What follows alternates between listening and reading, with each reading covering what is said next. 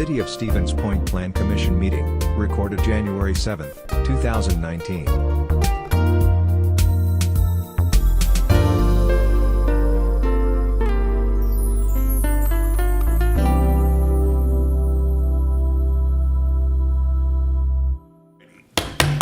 I have 6 o'clock. We will call the City Plan Commission meeting to order. Could we get a roll call, please?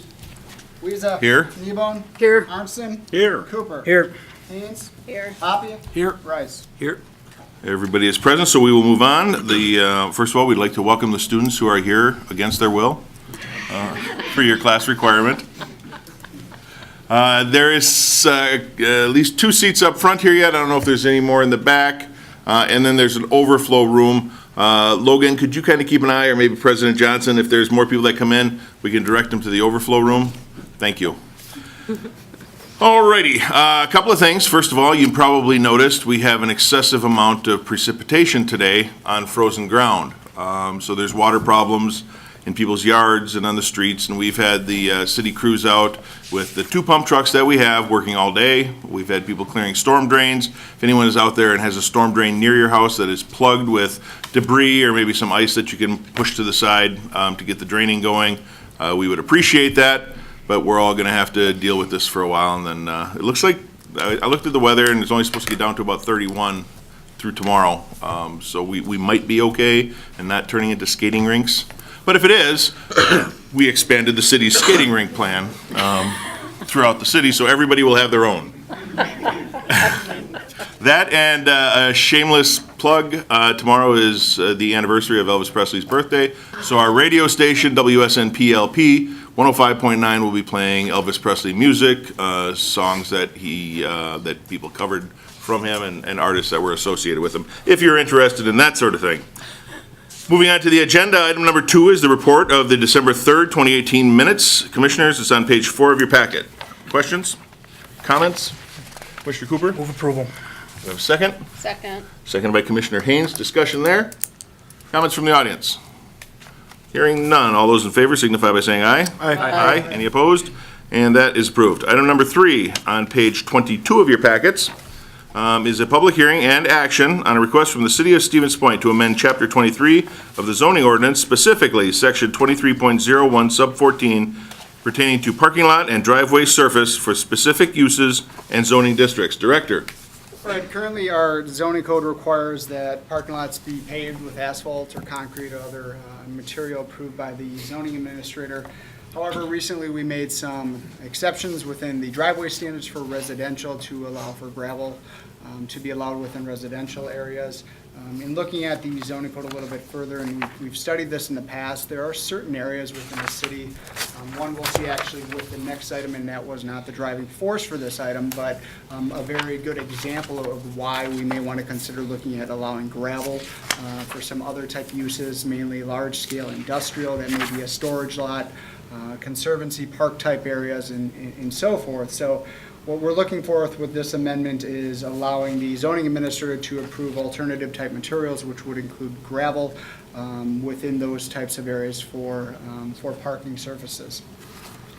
This is an example of one that we recently did over on North 2nd Drive. This is in the very north part of the city. It was the storage units that were constructed. It's got a lot of wetlands around it, high groundwater. The more impervious surface we put out there, the worse it's going to get for the surrounding neighbors. So this might have been another good example. This surrounding area is not going to develop very densely in the near future. Another area that might be better served by allowing at least a gravel parking lot instead of asphalt or concrete. This is the former Jern's building. As you can see, this one does have a sort of gravel parking lot that was allowed previously, but you can see it was storage for trailers. This is a 16-acre site, so this is about, you're probably looking at 5 or so acres that would be in gravel instead of an asphalt parking lot, which would, again, help with stormwater. This is kind of a newer example, whether this one would have won or not, but Cash Playground on the west side of the city. City was required to put in a asphalt parking lot, possibly could have looked at using gravel instead of asphalt. And then another one, this one currently is kind of a gravel overgrown grass area with Piffner, not used that often, but for larger events, weddings at the Piffner Building or Riverfront Rendezvous, this is used, but it's not used that often to maintain it as an asphalt or a concrete parking lot. So really looking at allowing that exception to be made for these types of uses. As you can see here in the blue would be the amendment. I did add also with the red, we would require the certain standards that we have in residential areas as well for gravel with the containment and the grid system. So staff would be looking at amending the ordinance to allow for those types of surfaces to be approved by the zoning administrator if they should come up. Okay. Any questions for the director before I open the public hearing? Okay, then I will declare the public hearing open. Anyone wishing to offer testimony on this particular item, step forward, name and address for the record.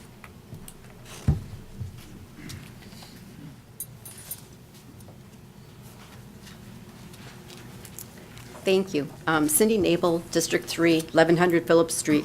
I'm really looking that this is a really good idea, and I had talked to Director Ostrowski and had asked him about the specifics of making sure that we had also included the same types of constraints with the gravel that we had for residential, that wanted to make sure that we were still doing it so it wasn't having the runoff of the gravel into the storm sewer systems and other things too, and the grading of it.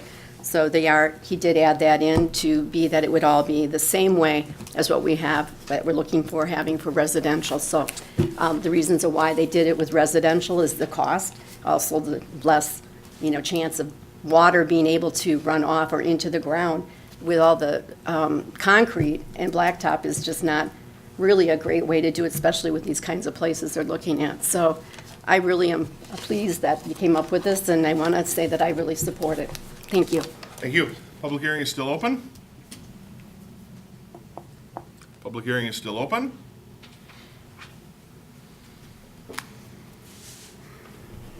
Mary McComb, I'm the alder for the beautiful District 9.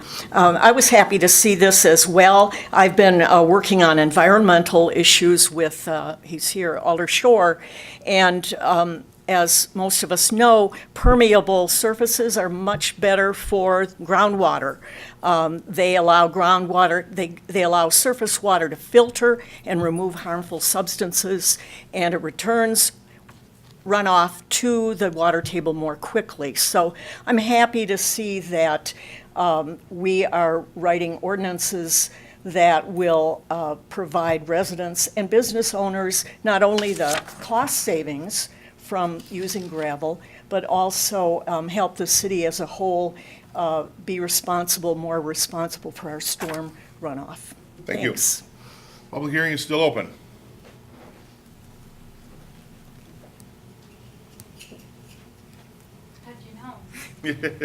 My name is Shelley, 2300A College Avenue. Shelley, and- last name, please. Oh, Shelley Stein. Thanks. And I am about to graduate with a degree in soil and land management. So I've been spending the last 4.5 years studying soil and the way water infiltrates soil. And I just want to second the two previous comments about the environmental benefits that come with pervious rather than impervious surfaces. Thank you.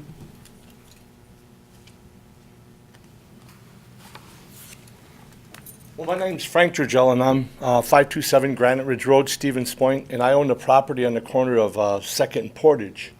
And I was interested in expanding my property at one time to buy a lot behind me, but the requirement of blacktop kind of shunned me from that idea because of the expense and removal of the house, but gravel would have made that much easier for my business to do that. So I'm very interested in what's going on. I didn't know that it'd be on this hearing today, but I'm in favor of it. Good. Thank you. Public hearing is still open. Public hearing is still open. And for the third time, the public hearing remains open. Seeing no one else wishing to speak, we'll declare the public hearing closed and bring it back to the commissioners for discussion. Commissioners? Move approval. Thank you. Is there a second? Second. Seconded by Commissioner Arnson. I have a quick question. Absolutely. I wanted to clarify something I think Alder Nabel may have mentioned. We still have in place that it needs to be edged and contained. That is correct. Okay. I thought so, but I Okay. just wanted to clarify. Thank you. Any other comments? Okay, hearing none, if, let's see, we don't need a roll call. All those in favor signify by saying aye. Aye. Any opposed? And that is approved. Item number 4 is a public hearing and subsequent action on a request from Ross Rattler representing the University of Wisconsin Stevens Point for a conditional use permit to construct a restroom facility and pavilion and expand the parking lot near the Schmeeckley Reserve Visitor Center at 2419 North Point Drive with the parcels mentioned in the agenda. Page 24 of your packet, Commissioners. And Director, the floor is yours. All right, this is kind of a continuation of the project as you approved before the amphitheater. Because this is a conservancy area, pretty much any structures within it do require a conditional use permit, and that's the reason why it's before you. This is just a vicinity map of the large area north of Schmeeckley Reserve. Here's the proposed concept plan. So what they're looking at doing is constructing a restroom building, as well as another pavilion, open shelter, and then some additional parking along to the eastern edge of the existing parking lot with a one-way drive coming back out to North Point Drive. This too would be a candidate for the ordinance amendment that we recently approved in the previous agenda item to allow them to use gravel instead of asphalt if they so would choose. Here's just a few renderings of what the proposed bathrooms would look like. Interior floor plan. And then the pavilion building.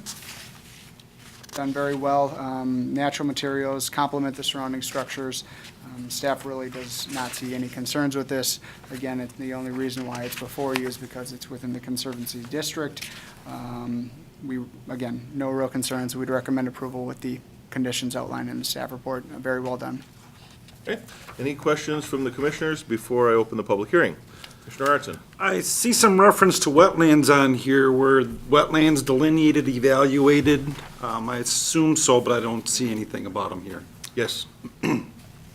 All right. Especially with Schmeeckley Reserve. If anyone hasn't been out there to the Visitor Center and any of the facilities out there, I would encourage you to go out there and take a look at it too. Okay, we will declare the public hearing open. Anyone wishing to offer testimony on this item, step forward, name and address for the record, please. Public hearing is still open. For the third time, the public hearing remains open. Seeing no one wishing to speak, I will declare the public hearing closed, and we'll bring it back to the Commissioners. Commissioners, I would move approval with staff recommendations. thank you. Do we have a second? Seconded by Alderperson Kneebone. Discussion? Hearing none, all those in favor signify by saying aye. Aye. Any opposed? And that is approved. Item number 5 begins on page 45 of your packet, Commissioners, and that is a public hearing and action on a request from Frank Trigella for a conditional use permit to expand a tavern at 925 2nd Street with parcels identified in the agenda. Director? So this is properties on the northeast corner of 2nd Street and Portage Street. It's actually two separate parcels. Tavern on the corner, and then the parking area in the area, looking for the expansion to occur towards the north. As you'll see in the recommendation and in one of the conditions, two things will need to happen in order for this tavern to expand as proposed. One, it has to get a conditional use permit for the expansion of the tavern area, but then two, it also has to receive a variance from the Board of Zoning Appeals, which also has a very distinct, separate, stricter set of standards that it needs to meet because it doesn't meet the current setback for the district. So the property is zoned a neighborhood business. This area along 2nd Street is one of the only areas in the city that we have this zoning designation. It's really those corner-type grocery stores, St. Pete's area, the co-op, pretty much along the North 2nd Street boundary there. Again, the request is to expand the tavern. Taverns are conditional use within every zoning district that allows them, so any expansion of them will require conditional use. The applicant has already started the addition onto the building, as you'll see in the photographs later on in the presentation. Setbacks for this district are 20 feet from the street, 10 feet from the side, and then a rear yard setback of 20 feet. The existing building was built pretty much right up to the property lines, and you saw that with the aerial photo. So there's really not a lot you can do with it with meeting current setback requirements for that district. Moving on, this is just a little bit of a sketch for the proposal. This area up here is the existing building. As you can see, they're looking at doing an awning close to Second Street on the right here. And then a 15-foot back, they'll start their structure. This zoning district, again, requires that 20-foot setback. That structure will be about 7 foot by 24 feet.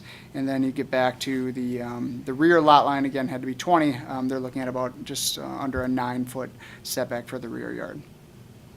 These are the images of the existing conditions at the site. As I had mentioned, they did start the project. However, they have stopped since being notified of the process that they need to proceed with in order to gain approval. This is the north side of the building. As you can see, the enclosure area with the awning a little bit to the right here would be constructed. 24 by 7 feet is the size. The addition is really intended to provide some additional space for patrons. Right now, they kind of congregate out into the parking area, out into the elements.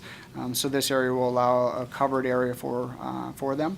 As I had mentioned, this will also require a variance to be granted by the Board of Zoning Appeals. One of the elements that we have in the zoning code that allows residential structures to expand within those smaller setback areas is a traditional neighborhood development district. That does not apply to commercial structures, so they can't apply through that route. One of the concerns that we have is the parking area. However, the expansion of this structure with it being an awning and a porch type area doesn't require additional parking spaces because it's not considered part of the square footage of the building. So it doesn't require them to add additional parking spaces, nor is the existing parking lot meeting the requirements right now from a width standard for the parking spaces in the drive aisle. The one thing that you'll see is that there is some concern regarding the turning radiuses for the vehicles within there. If you look back on the aerial photo, you can see slightly right here, there's some railroad ties that are put here to separate the parking lot for the tavern from the residential structure to the north. Handed out earlier today was a letter from the neighbor to the north that will be read into the record during the public hearing regarding some of the concerns that they have there. However, in terms of looking at the zoning standards and with conditional uses, staff does feel it meets the standards of review with the appropriate addition or conditions that would be attached to it. Again, one concern regarding is that parking turning radius and as well as the requirement to get a variance. So that will be the next step in the process if approved here and the council concurs with your recommendation. Okay. And I think everybody is aware of the Plan Commission's charge in matters like this. We have the standards of review that are included in your packet and addressed by staff. Those are what we need to determine whether they're met or not. That's our responsibility. Does anybody have any questions for the director before I declare the public hearing open? Okay, then the public hearing is now declared open. Anyone wishing to offer testimony on this particular item, step forward with your name and address for the record. Cindy? Actually, let me, while you're walking up there, I'm going to read. I got a letter that was sent to us from, I believe, the property owner to the north, and I will read this into the record for the public hearing. To those attending the public hearing regarding a request for a conditional use by Frank Trigella for his property located at 925 2nd Street, I, Patricia Pat Disher, owner of the adjacent property located at 917 2nd Street, I am unable to attend this meeting, but I would like to voice my opinion and appreciate the opportunity to have this read out loud. I have no wish to impede Mr. Trigella's ability to add on to his building. In fact, I believe if he is to follow all of the staff recommendations listed in the administrative report, all of my concerns would be addressed. Through the years, I have had issues which I was never able to resolve with the bar owners. So I just did the best I could to resolve the problems. The worst problem was the parking lot. My house has been hit so many times by the bar customers leaving, I quit counting. They were all hit and runs. The major hits were, and this bullet points here, I've had to replace 2 garage doors. The southwest corner of the house was hit with such force I had to have a contractor come in and try and repair the frame which damaged and moved the pillar, causing structural and interior damage. The gas meter was hit 3 times, but 2 caused real damage, causing gas to pour out and evacuation of the house. WPS insisted I put in concrete-lined pipe to protect the meter. Of course, this made perfect sense, but they are very expensive. The southeast corner was taken off, which resulted in rebuilding of the steps, railing, and lattice. In addition to the above, there are dings all along the bottom of the siding from cars parking along the house at night. In an effort to try and correct this problem, Frank did want to install guard railing, but not on his property. He wanted it next to my house. So long story short, I decided to put railroad ties on my side. While this is not the prettiest, it worked. No other fence would have held up. Unfortunately, 4 have been knocked down. Now I have to look at replacing these ties. This is one concern I have. With the addition going on, there will be less turning radius for cars to back out, and I'll be replacing more ties. It would seem to me that there should be a barrier of some kind on Frank's property designating the bar's parking lot, which will further protect my property. I am planning on cosmetic repairs to my property in the spring and summer, so with your recommendations regarding the noise, trash that finds its way onto my property, the materials used on the outside of the structure, and with perhaps the addition of a barrier, I can only think that will be an improvement. Thank you for your consideration. Pat Disher. Alderman Abel? Thank you. Thank you, Mayor. I would like to add some concerns that I have, and again, I would ask a few things. One is, one of the issues or one of the points that you have to look at for providing this conditional use is if it will impede the normal and orderly development and improvement of the surrounding property for uses permitted in the district. I would think that it probably has been, and this shows that it has been an issue in the past for residents that may live right nearby. I know that it allows for reduced setbacks, but if you bring something up even closer to the roadway and also putting people outside in an area where they can now stand out there a lot more comfortably and maybe bring their drinks outside and drink more comfortably while they're smoking, could cause an issue with the noise and problems that would increase, because at this point, people will go outside to smoke a cigarette. That's what this is for. And they go in quickly afterwards. This would give them that ability to stay out there a lot longer. And I think that will make a difference on the noise. I think it could make a huge difference on that. That's a big concern for me on one of these proposals. And the second is that there is apartment buildings up above, and there are and the house that they own next door is also all apartments. So you have quite a few people that need to utilize the driveway, and it's all being used by the same spot. And any amount more taken away, we already see that it's an issue for people turning in and out. You have people that are there day and night if they're living in that area. Having that additional spots taken out, I think would increase that problem. I'm not sure, it's already been issues in the parking lot that haven't been clean. It could cause a great congregation spot for patrons, and that would cause a problem with it being kept clean and orderly. And also, on top of that, is that it would also increase the noise level that's outside. And it's almost impossible not to have that happen. I know Second Street has had issues with the bars on that area because it is in residential areas. And I know we've all, in the past, there used to be bars on every other block in neighborhoods. And I think that's a big difference, though, of something that where we have a lot of bars downtown and people are going back and forth.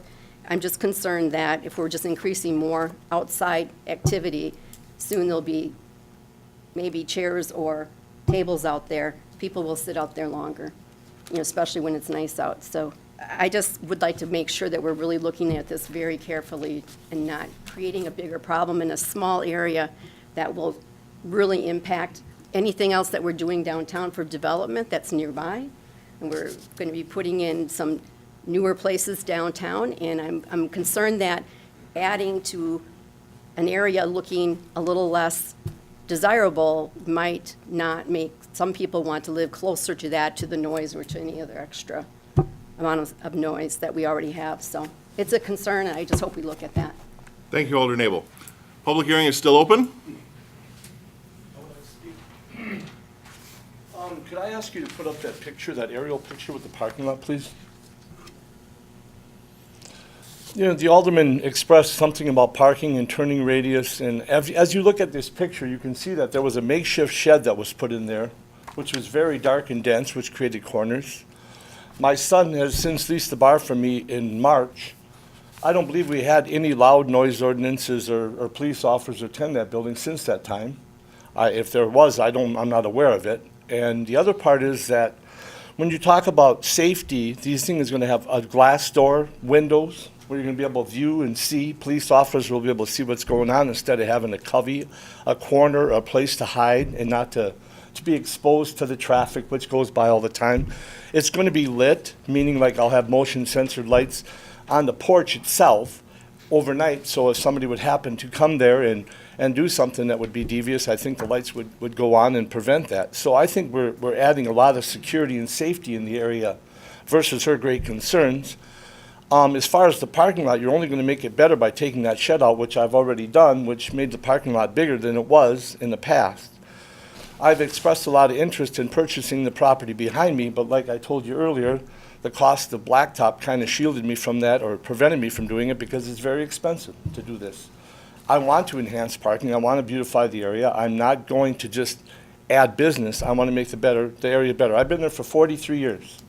I've owned it since 1980 or 84. So it's not like I'm trying to, take advantage of anything. People still smoke and people want to sit down and have that cigarette. If you set them on the street corner, I think that looks worse than having a place that's covered and sheltered. That's just my concern. Thank you very much for your time. Thank you. Public hearing is still open. Mr. Carlson, name and address for the record, please. I own the property at 925 and 933 Franklin. Matt, you still got to give your name and address. Matt Carlson, 2325 Wyatt Avenue. Thank you. Yeah, I got no problems with him trying to improve his property. Okay, and you said you own the properties where? Kitty corner on the block, Gotcha. so Okay, thank you. anything you can do to improve. Thank you. Public hearing is still open.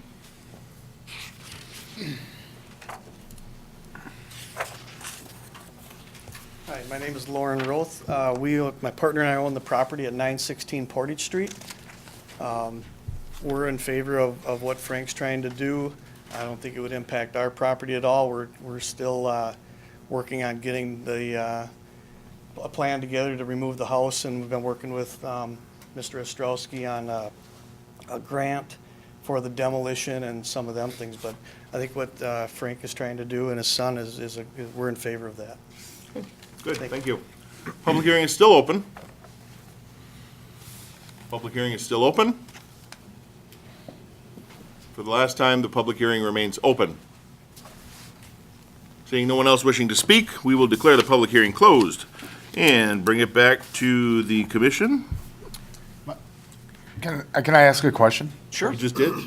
I am. So looking at the aerial, is the shed he's talking about, is that white protrusion kind of? Right here. Yeah, okay, all right.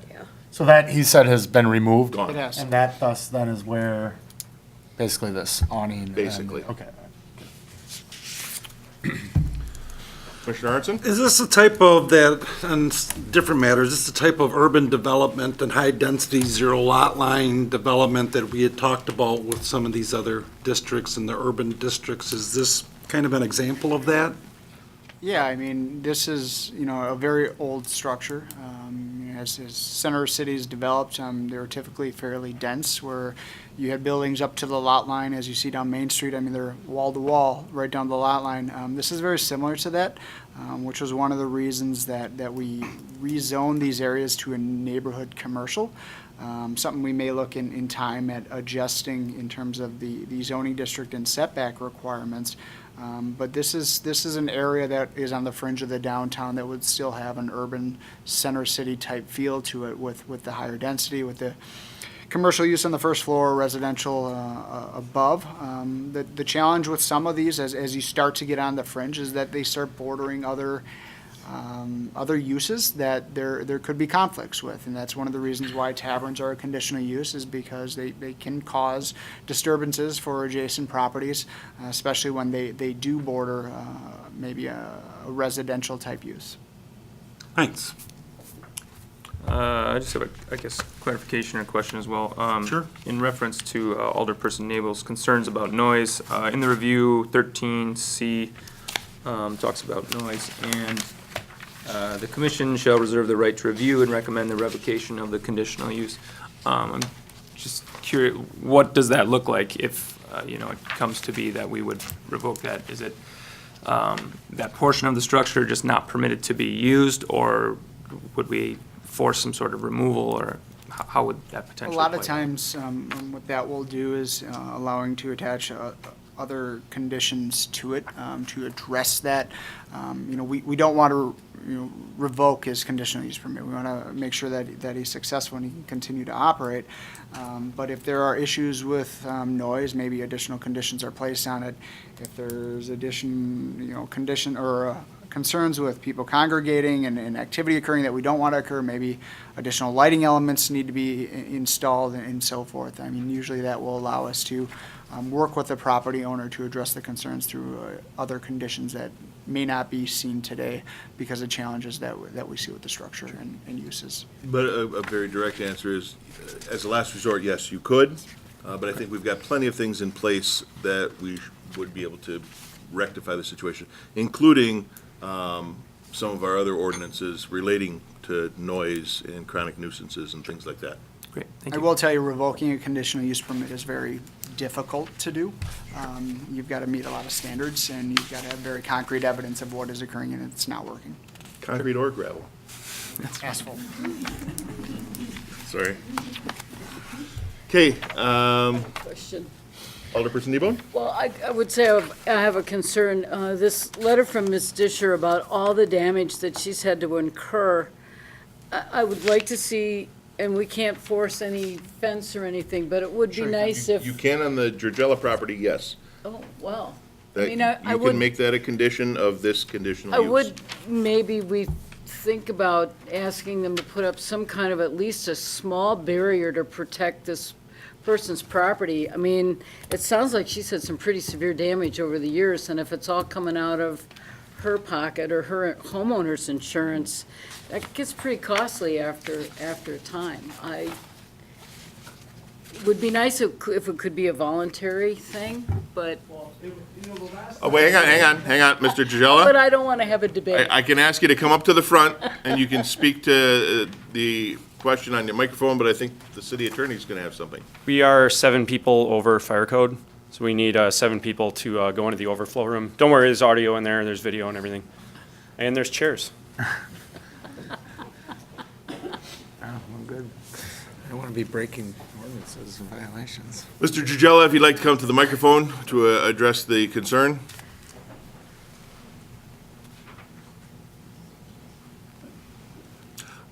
I wasn't that great at math, but I'm pretty sure more than 7 left. Yes. Pat Disher, the neighbor to the north, she complains about this damage to her building.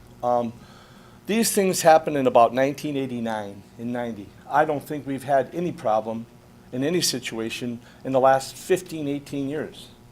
And I think, the post she put up, in the future, I mean, my son is interested in that house as well. I mean, as a rental property purchasing, maybe, down the road blacktop. I mean, things cost a lot of money, and I can't whip, $60,000, $70,000 out of my pocket. But if I'm looking in a crystal ball 5, 10 years down the road, I don't think Patricia Disher or Mr. Laurel's gonna have any problem with it. I haven't expressed a whole lot of concern to her. At one time, she offered the property.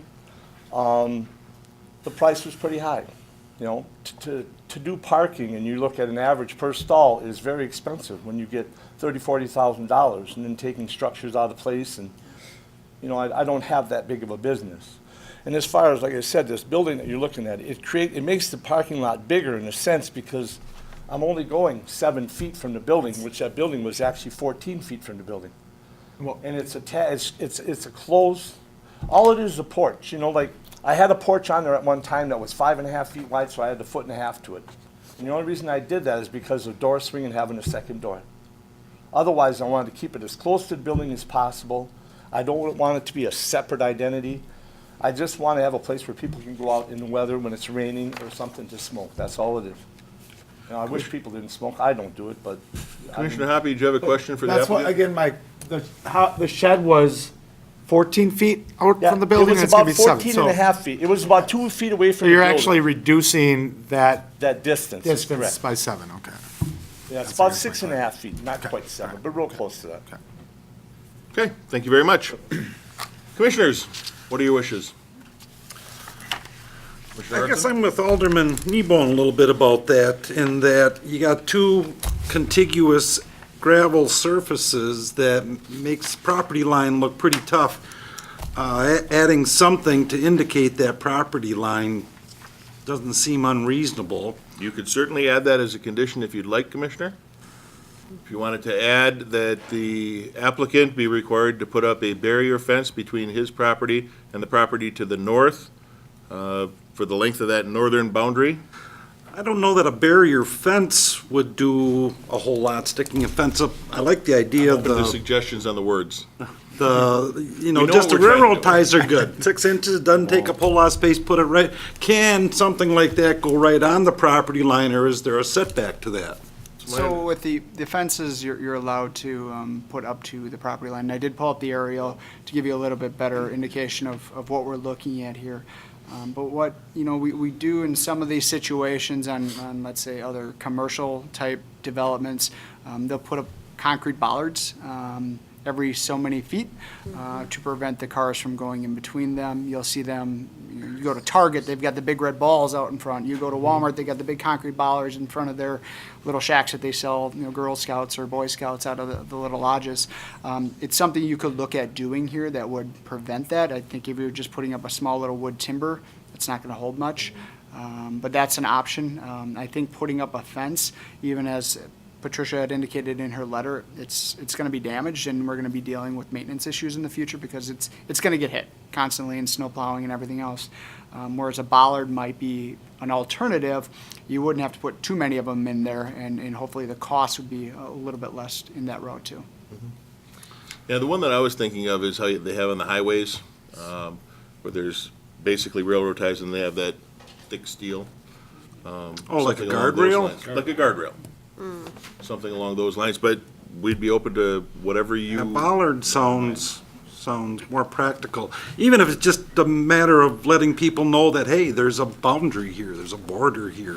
So would you like to I'd like- add that as a condition? I would add that as a condition. Okay, and we'll leave it up to the director to put it into the conditional use.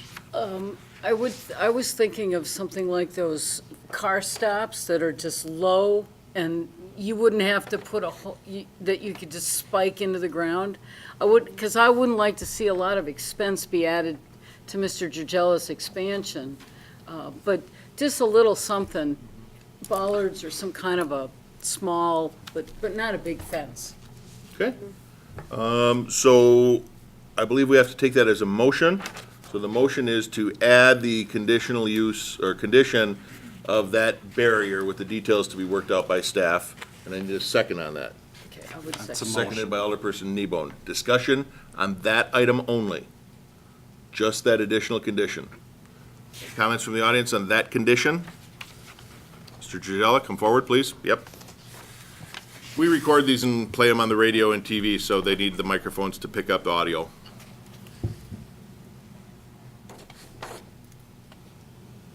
If I was to put cement stops in that, I would have to put it on, well, I mean, I could put cement stops in front of her already, meaning, what is that, the rail ties that are in the ground. You know, like, one of them has rotted off, the very end one. And you have to be aware that the driveway is a dual driveway. It's for both of us, for both properties. It's not just one driveway for me and one driveway for her. She has to use the driveway to get in there. And likewise, you know, when the snow plowing was done, I have a four-wheeler, and I would push her snow to the back of the driveway because she can't go to the street and so on and so forth. That's why she chose the ties when we communicated many, many years ago, because where do you put that snow with a stand-up fence that's solid? She would have nowhere to go, I would have nowhere to go. So it would have to be something low And I think the cement barrier, the cement, the parking, the wheel stops would be good. I could put them like 3-4 feet away from that fence, so then when you back, you'd hit it, you wouldn't even touch your fence. Yeah. And that's a good idea. I think that's the goal. That's the goal. All right. Okay, any other comments on that condition? Okay, then we'll be voting just on that condition. If you are in favor of adding that condition, we'll vote yes. If you're opposed, you'll vote no. All those in favor signify by saying aye. Aye. Any opposed? And that condition is added. Now, we need a motion on the conditional use as amended. And I make a motion to approve per staff recommendations Okay, with the addition of. with the as addition amended. of the amendment. Okay. Yes. Is there a second? I'll second that. Seconded by Alderperson Nebone. Discussion there? Hearing none. All those in favor signify by saying aye. Aye. Any opposed? And that is approved. Item number 6 is a public hearing and subsequent action on a request from Provident Nutraceuticals for a conditional use permit to construct an addition to their existing facility within the Wellhead Protection Overlay District at 3017 Business Park Drive and 550 Clems Way with the parcels identified in the agenda. Page 57 of your packet, Commissioners. Director, you have the floor. So the reason why this is before you is because this property is located within Wellhead Protection Zone B. And any uses that have the potential to impact the groundwater, storage of large chemicals on site and so forth, can be allowed as a conditional use. Please note, the business is operating currently in 2 separate facilities. They have their main function here at 3017 Business Park Drive, and then also they own the property at 5500 Clems Way. What they're looking at doing is connecting the 2 businesses, or 2 buildings. It's about a 90,000 square foot addition. Great use for the business park and for the city. But really the reason why it's before you is solely on the protection for groundwater. So when reviewing the conditional use permit, please keep that in mind, that the standards as well as the conditions that are placed upon the conditional use permit should relate to protection of groundwater supply. They shouldn't relate to other things that are covered. Think of it as a permitted use, but we're just dealing with the wellhead issue. Again, this is a conditional use because of the type of business. It's zoned M2 heavy industrial. The chemical use for the production of the facility, again, would require that as a conditional use permit, and the comp plan for this area is industrial park use. This is the proposed site layout with the addition. As you can see, this is the existing building, and then the 90,000 square foot addition. In the middle, they will be looking at doing some expansion of the parking lot and stormwater requirements as well. The areas of concern, they've got a few areas for the storage of chemicals, 4 areas of concern, 1 in the current building, and then 1 in the existing building towards the east, and then 2 kind of within the additional areas. Now, the Public Utilities Department has reviewed this in conditional use permits, and the conditions are outlined within it based off of their review as well. Again, this is the facility that's going to have the addition. The existing facility is right here, as well as this white roofed area over here. Everything in the middle here will be new, so a fairly large addition within the business park. And just some other renderings as well. Some other ones. So we've identified the certain chemicals that are of largest concern in speaking with the utility department. While they're a concern, they degrade fairly quickly if they were to be spilled. So therefore, we put containment measures in place. But there really isn't a large concern from the utility side in terms of the protection of the groundwater regarding this type of use.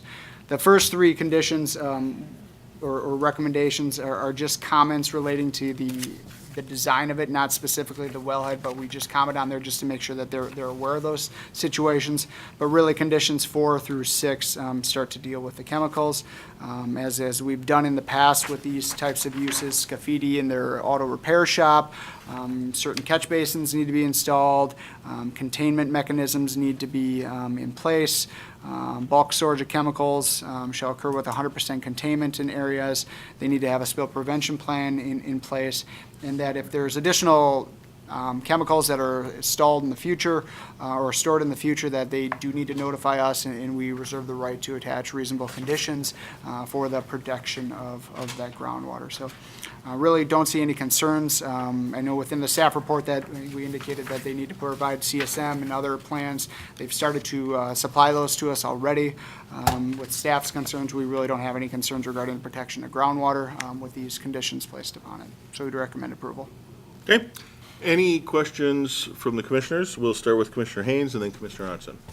So as you talk about the catch basins and everything, that sounds like it's external. So is that the concern when it's delivered and brought into the So- building? Or is there both external and internal? Internal.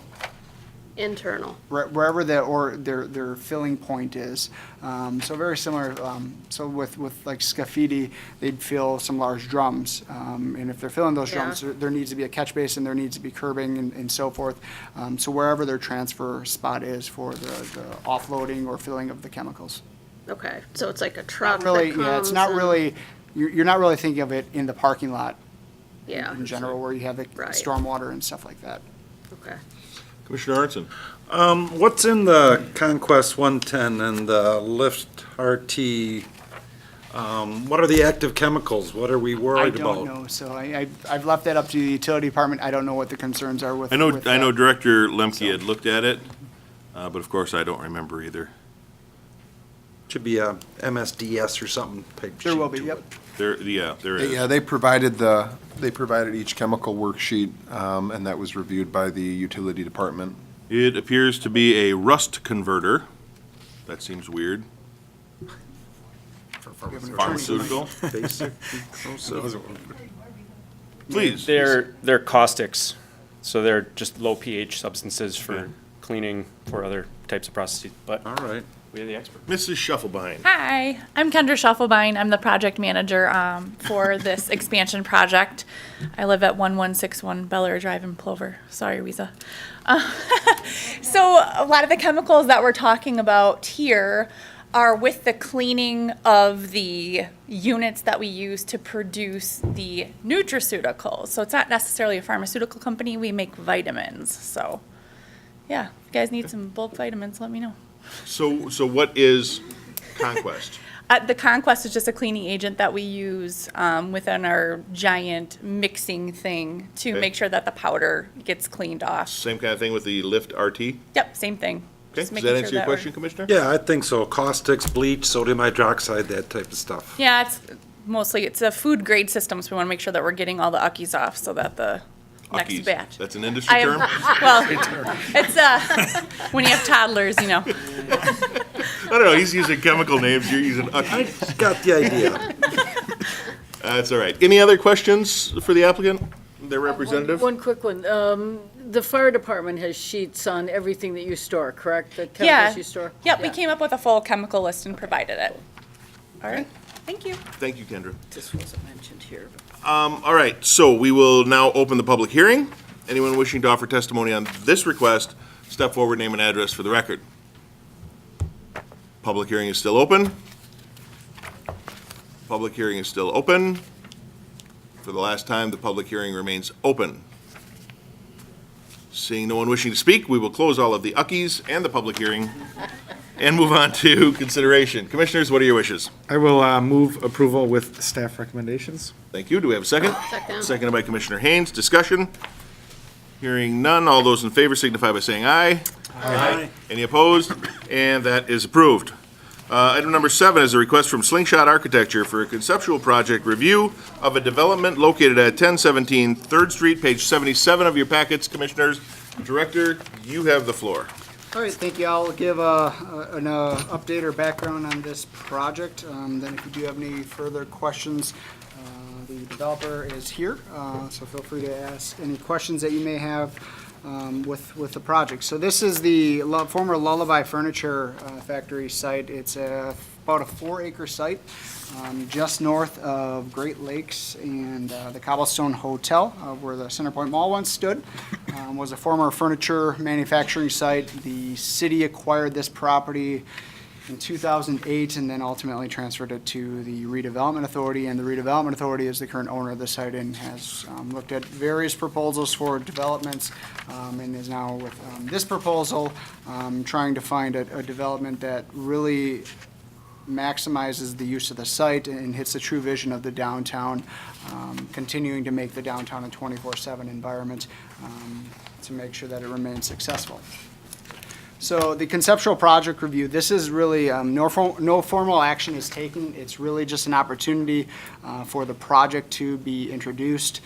We typically do this with a number of larger projects to give opportunities for the public, the Plan Commission, and the council to provide any feedback for the developer to then take and address any concerns that they see that the commission or council have. And this really allows them to address those concerns early on, so they don't spend a ton of money drawing up plans, bringing them for final approval, and then they have to take them back and do a whole bunch of changes to them.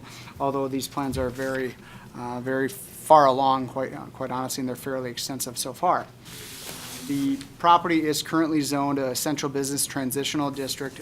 It's the district that transitions from the denser downtown to the south, and then to the more lesser dense district, single-family neighborhoods to the north. They'd be looking at a two-phase project, potentially doing both phases at once, but really a two-phase project, potentially with the two four-story mixed-use buildings on the south being constructed first, along with their ancillary parking lots and so forth. And then phase two would be the construction of the residential building on the northwest side of the site, and then the 11 townhomes on the north. One of the things that they looked at within our downtown area is creating the pedestrian linkages that this site has with the rest of the connection with downtown. As many of you know, Centerpoint Drive, really a one-way corridor, was used as the bypass for Highway 10 when the mall was there. As we continue to look at our downtown and some potential changes, Centerpoint Drive would be probably one of those candidates for a two-way conversion.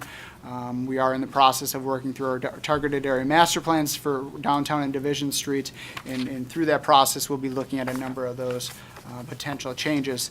But they really did a good job of looking at how this pedestrian linkage comes with the site.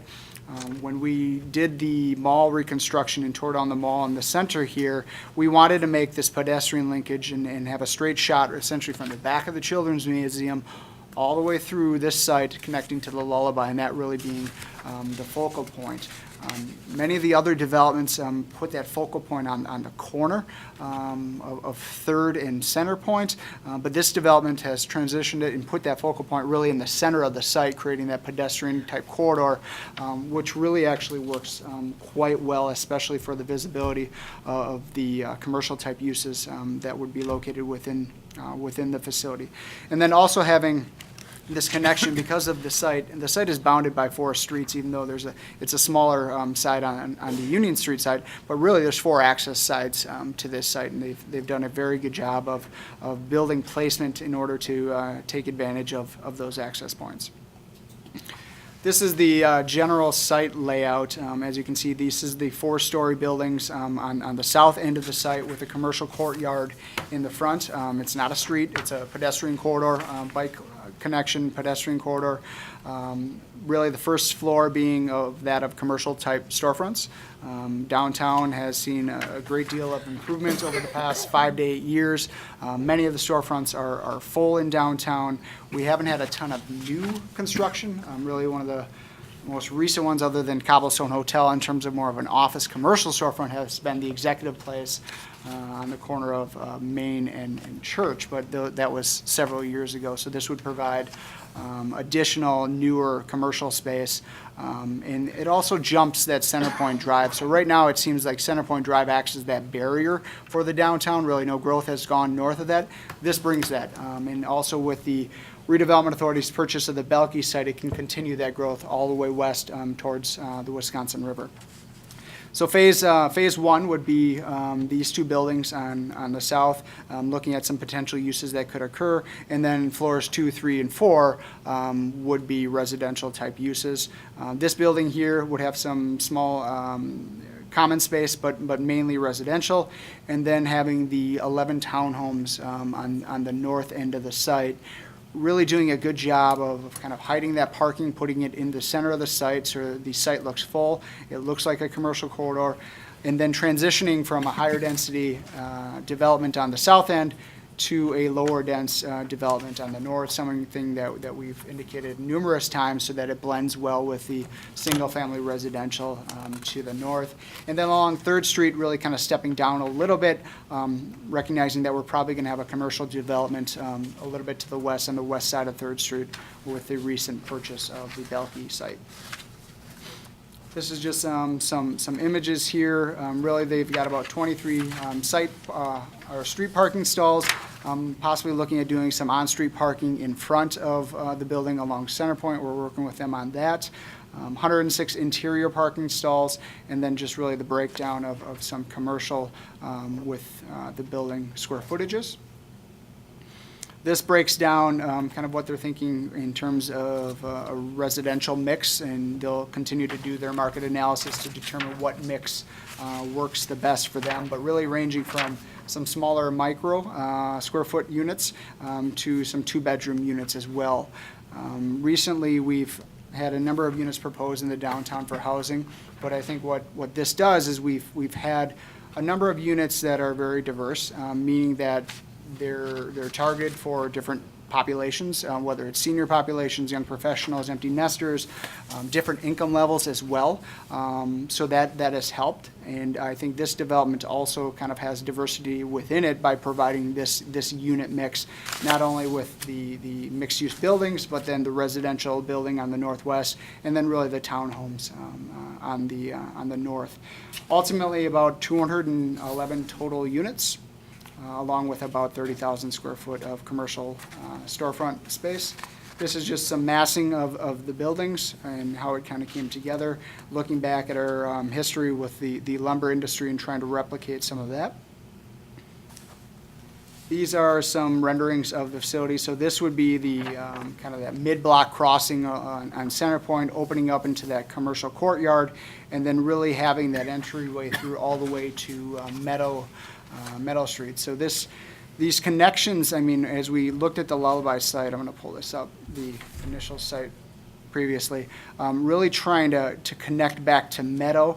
There were thoughts in the past to pull Meadow all the way through, but it creates a very short connection to Strong's Avenue. So this, with that curvature, with a pedestrian linkage, it does a really good job of connecting that street and that pedestrian corridor all the way through the site and almost carrying it through to the residential neighborhood to the north. So not just stopping on the southern edge of the Lullaby site. This is, again, the 4-story building renderings. Another shot just a little bit lower. Commercial courtyard. This would be on the back along Portage Street, looking at the townhomes.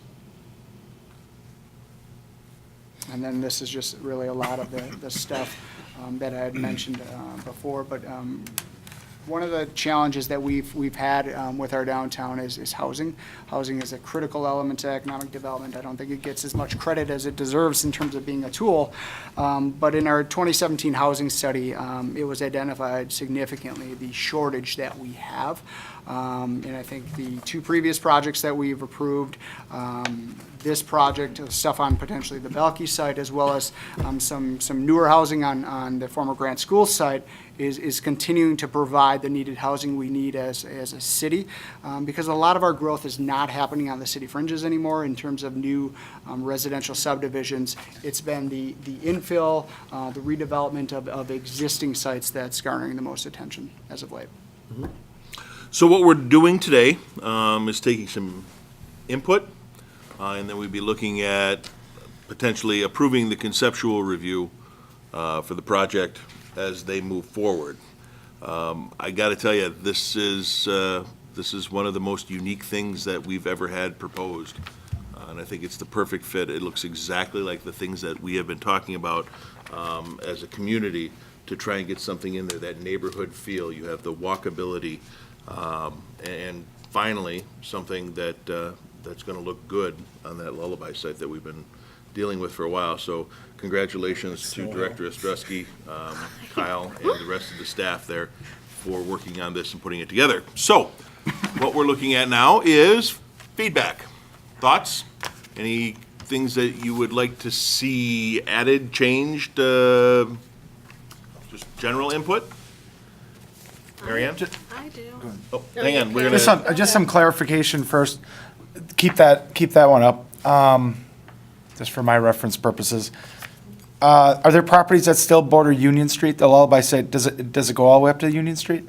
Or what are, on the east side, yeah? Yep. Oh, there, there- okay, so that. There that's will what it still is. be properties. There is a Okay. duplex Yeah. located on the northeast. Okay. There is a Just, dry cleaner with Yeah, a okay, that's parking right. I lot, forgot and about this that. parking lot is actually owned by Guzman down here. So it's under the same Okay. ownership here. And then the Guzman building on the corner, which is an office building. Okay. Commissioner Haynes, question? I have, yeah, plenty. Okay. So I love this idea. I will say that. I think it's great. There are a lot of units though, and it brings the density that we've been talking about, but we also don't know how to deal with parking yet in this community. The precedents that they gave, which is Copenhagen, Santa Cruz, California, and West Hollywood. West Hollywood is one of the densest places in Los Angeles. I'm from there, I know it well. Copenhagen, very dense. Santa Cruz, I went to college there, and it's a college example. Yeah, I'm just trying to figure out how this actually would be successful. There's, estimated 211 units, but it looks like 180 units would not have parking. Plus, there's commercial, and it means that the commercial retail businesses would be competing with residents for parking. I don't think community is to the point where we can expect 180 units, however many people that represents, to not have cars in this community. People want to leave on occasion. And we also don't have No, they don't want to leave. Uber, They yeah. just on go the somewhere temporarily, but they'll weekends. come back. They'll come back because they're renting a apartment, but people want to leave on occasion. And usually they drive because we don't have good transit, not to get out of the community, not within the community, and we don't have, which Hollywood, Santa Cruz, and Copenhagen have, ride share programs, right? So I just was wondering about that. And so, to me, if the building one, which I think is the walkouts, if there somehow could be parking underneath, maybe it's at the level of the street, maybe it's not underground parking. Madison, where the Trader Joe's is, has a couple of good examples. It's a good mixed-use building. And even some of these commercials, I was wondering if that could have parking somehow underneath the building itself or lift it up longer. The other piece is that our community does not like on-street overnight parking. We charge a lot for it. All of these other places don't have an issue with on-street parking. So we need to deal with that somehow, especially if we want dense development. So I'm wondering from the developers, if they're here, how does the whole issue of the lack of on-street overnight parking impact this project? And, do they really expect, there's a whole bunch of people, we have students in the audience, but I know the students I have on campus, they all have cars. So I'm just wondering, who are these people who are not going to have cars and who will rent here? So that is my big issue with this. Otherwise, I love it. Great. If it's all right with you, Commissioner, I'm going to have other people speak first. That way, if there's more questions, we can try and get them all answered Yeah. at the same time rather than Yep. hopping back and Yep. forth. Mary Ann?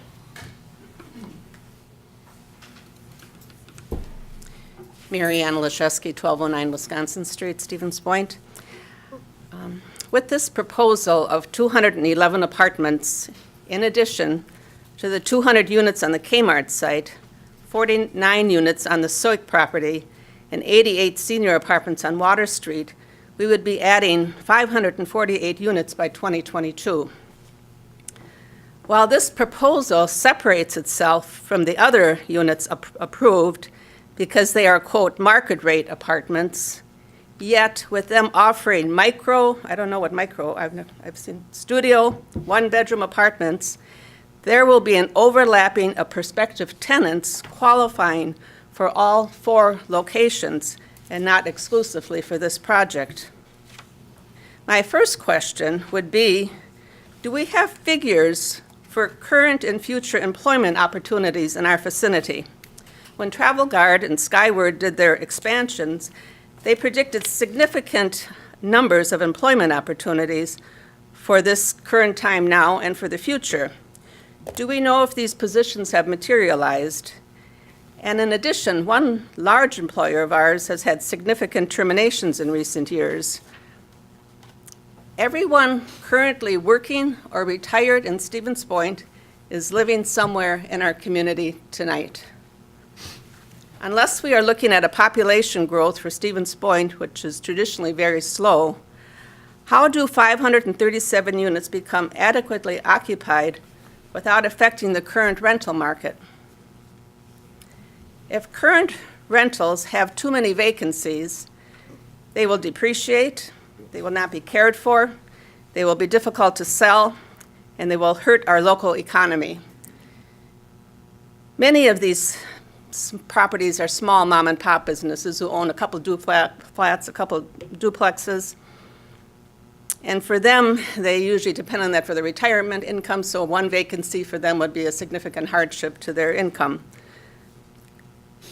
With 50% of our residential properties in Stevens Point being rentals, it is the largest industry in our community, and I think it needs to be supported.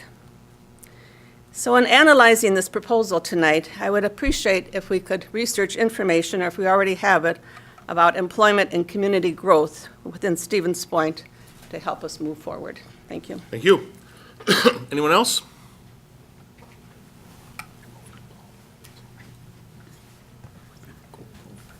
Rachel Siebers, 933 3rd Street, Stevens Point. So my property faces this development. And I just wanted to bring up a few concerns. One, which was already addressed, was the high population density with units. I think, obviously, it's important to have these new developments. I am excited that there's something going next door to me, potentially.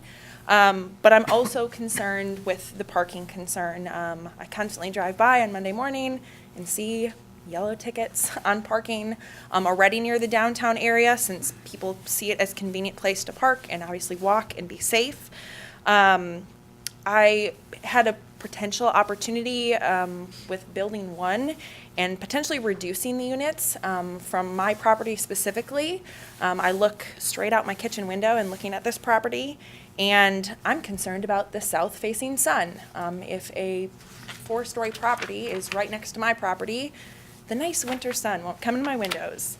I also wanted to address the access point driveway on Portage Street, which is right near my house. To me, that access point driveway facing the north doesn't make any sense. Yes, there currently is a driveway entry point at that location on the vacant lot, but people coming off Center Point, being that busy access, they would be turning essentially 3 rights into the property. Potentially redeveloping, again, that Building 1, not sure if there's an access point entry coming off of 3rd Street, but I think it's a lot to go kind of all the way around the facility when the Meadow Street access point makes a lot more sense coming from a natural street. And then that is all my bullet points. So just addressing those concerns, but again, I do support and like development in this area. Great, thank you very much. Anyone else? Robert Good, 1000 Union Street, which is right here on the map. My concerns are that this property is a bit short-sighted for the community. I think that development is important. We do have that downtown office building that Thrivent and everything is in. There's a bit of vacancy there. This hotel that was just built, there's a bit of vacancy there. The office building that looks like it would remain, there's a bit of vacancy there. The coffee shop and the bakery would be competing with the Ruby location that's going downtown and the Main Grain, which is right down the street, kind of pillars of, mom and pop type shops in this community. None of those businesses are going to have the ability to put something in for rental that's going to Iowa.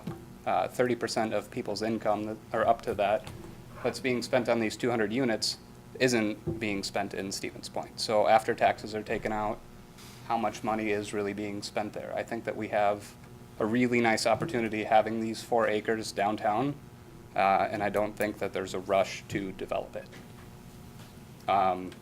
Living there, the only reason I found out about this was seeing people survey it. I mean, nobody talked to me about it. Nobody sent me an email about it. Paying attention to the website, yeah, that's fine. But I mean, I came straight from work. I didn't have time to plan for this. I see one of my neighbors here. There's a lot of biased language already coming from the city council about how excited they are. I understand that this is an exciting proposal. I just think that it's pretty short-sighted. None of the financial stuff has been shared, and I think that that's something that really should be shared with the community. If we're giving big tax breaks to an out-of-town business, I think that that's important for the rentals along that street to know.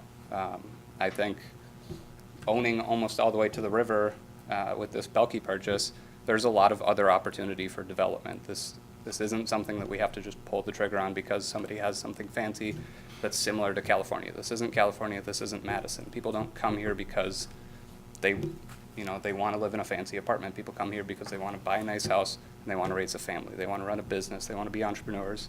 I don't see this fitting what our community is.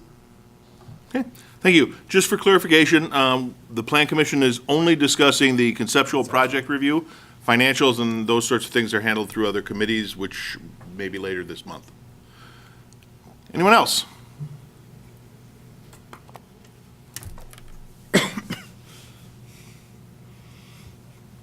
Mary McComb, Alder, District 9. I just want to pass on a couple comments I got from constituents while playing cards on Saturday night.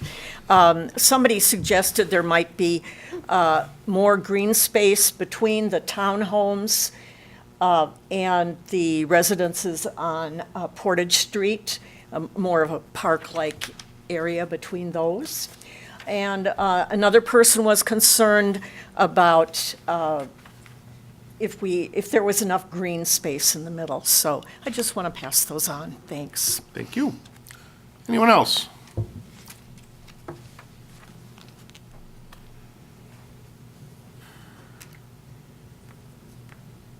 Alder Kathy Dugan for District 8. I would second what the card players had to say. I would like to see more green space as well, and particularly in the front of the townhomes and maybe the back as well. They need to have some backyard, so to speak. There seems to be a lot of impervious pavement there. If there could be more green, if there could be more permeable surface, I would be happier. And I also agree with Commissioner Haynes, if we could get some parking on the first floor, perhaps, I'm not certain how, I am questioning how we're going to get a lot of retail in that area. Perhaps we can use some of that, on that ground floor as parking, and then not need as much impermeable space, but still get enough parking for the units. As to whether people would be using these. These will be market rate places. And I have had people my age who would like to move in from the country talk to me about this, saying, this is what I'm looking for. I'm not looking for affordable senior. Maybe I'll have to do that someday, but, at this point, no. But I'd like to give up my home out in Junction City, for instance, on the river. And I like downtown. I'm here downtown all the time anyway. So that's just one person, but there are others. Perfect. So I think we'd have people for it. Great. Thank you very much. Alderperson Jennings? Tori Jennings, Alder for District 1, and this property is in District 1. And I did knock on the doors of what I thought were the owner-occupied homes, and I'm sorry that I missed yours when I stopped by. And I did leave handwritten notes for some people.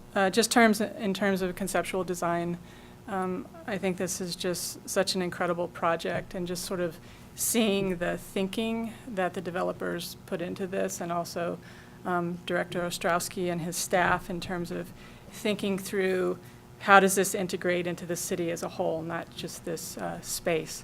And I guess one of the things that, as I listen to people talk, and this is a struggle, an ongoing struggle I think I have, the disconnect between what we say we want placemaking, we say we want diversity, we say we want infill development, because that's where the wealth is made. We know that. We know those numbers. And yet something comes forward like this that is unlike anything we've had before, that so much thought went into, and then the immediate reaction is, no, we should just keep things the way they are.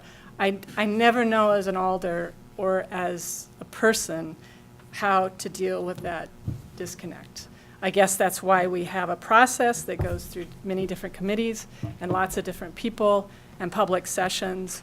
But I will just come back to, I think in terms of design and thoughtfulness and thoroughness, this is just smashing, and I just want to compliment the developers and staff for the city, the work that has gone into this. So that's my only comment. Thank you. Thank you.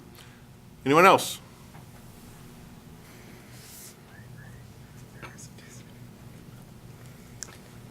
Carl Wires, 933 Meadow Street, living at the corner of Meadow and Portage. My house is one of those squares up there. Many of the concerns I have already been voiced, but there was two things that I want to say. Number one, my daughter has a real ball chasing dog, so I'm going to miss the fact that that vacant lot isn't across the street anymore. I'm pretty excited by this proposal, but I have a question that I wasn't really able to get from the information, and maybe it hasn't been developed yet. Is there going to be any solar built into this? Is there going to be any effort to make this a carbon neutral development? Okay. That's my concern. That Okay, hasn't great. been voiced. A couple of things. We have about a 40-acre dog park at the end of Mason Street. I'd have to go to it. All right. Anyone else? Okay. Trevor? Strategically waiting till that last possible minute. Thought someone else would raise their hand. Trevor Rourke, 601 Washington. I'm here to share my views, not represent any group tonight. I live about 4 blocks away from this development, and I think this is pretty exciting. So I'll be riding by this all the time. In reviewing the conceptual design for this project, I think city staff nailed it on the head with the memo. The proposal does a good job of transitioning from Center Point as a more intense commercial and residential area all the way north to Portage there, being less intense, and then kind of a transition to the residential single-family homes. Setbacks are appropriate for this area, which obviously zoning allows, and then the better street-to-building height ratio is excellent. We aren't used to that on somewhere else than Main Street, so let's think about that as a potential for change that we can get used to. The consideration of pedestrian and bicycle flow was most exciting to me, of course. I know there's laughter, of course. Allowing the city to enhance the downtown for people who walk and or bike. Based on an Urban Land Institute study in 2015, a National Association of Realtors 2015 Community Preference Survey, the majority of Americans want to walk places and spend less time driving. Because of this, more and more Americans are preferring to either live without an automobile or just drive it less. Thus, there is a lot of residential growth potential for our community in this demographic. We're just kind of afraid to do it. Here's potential. Here's a lot of potential. The streetscape character proposal is also of significant importance, I will mention, as this lays out a potential for a street that works way better with the two-way for regular people of any age. Right now it doesn't. Currently, I call the connected U-shape of streets, Center Point to Water, all the way to Clark at the south. I call that the concrete moat. It separates all the residencies from the places we play, eat, work, and what else? Shop. There's lots of things downtown. But it's this big moat that separates us. It disconnects residents, and however, this new development has the potential to change that. It actually creates a new corridor and changes the function of that streetscape of Center Point Drive. This character will increase safety, increases access, and increases the livability of the entire downtown just by having that structure there and changing the streetscape over time.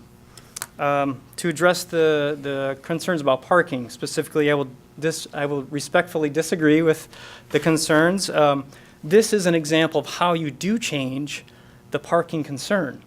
If you build more residential with less parking, you actually have the potential to reduce your supply. There's a huge oversupply of parking downtown.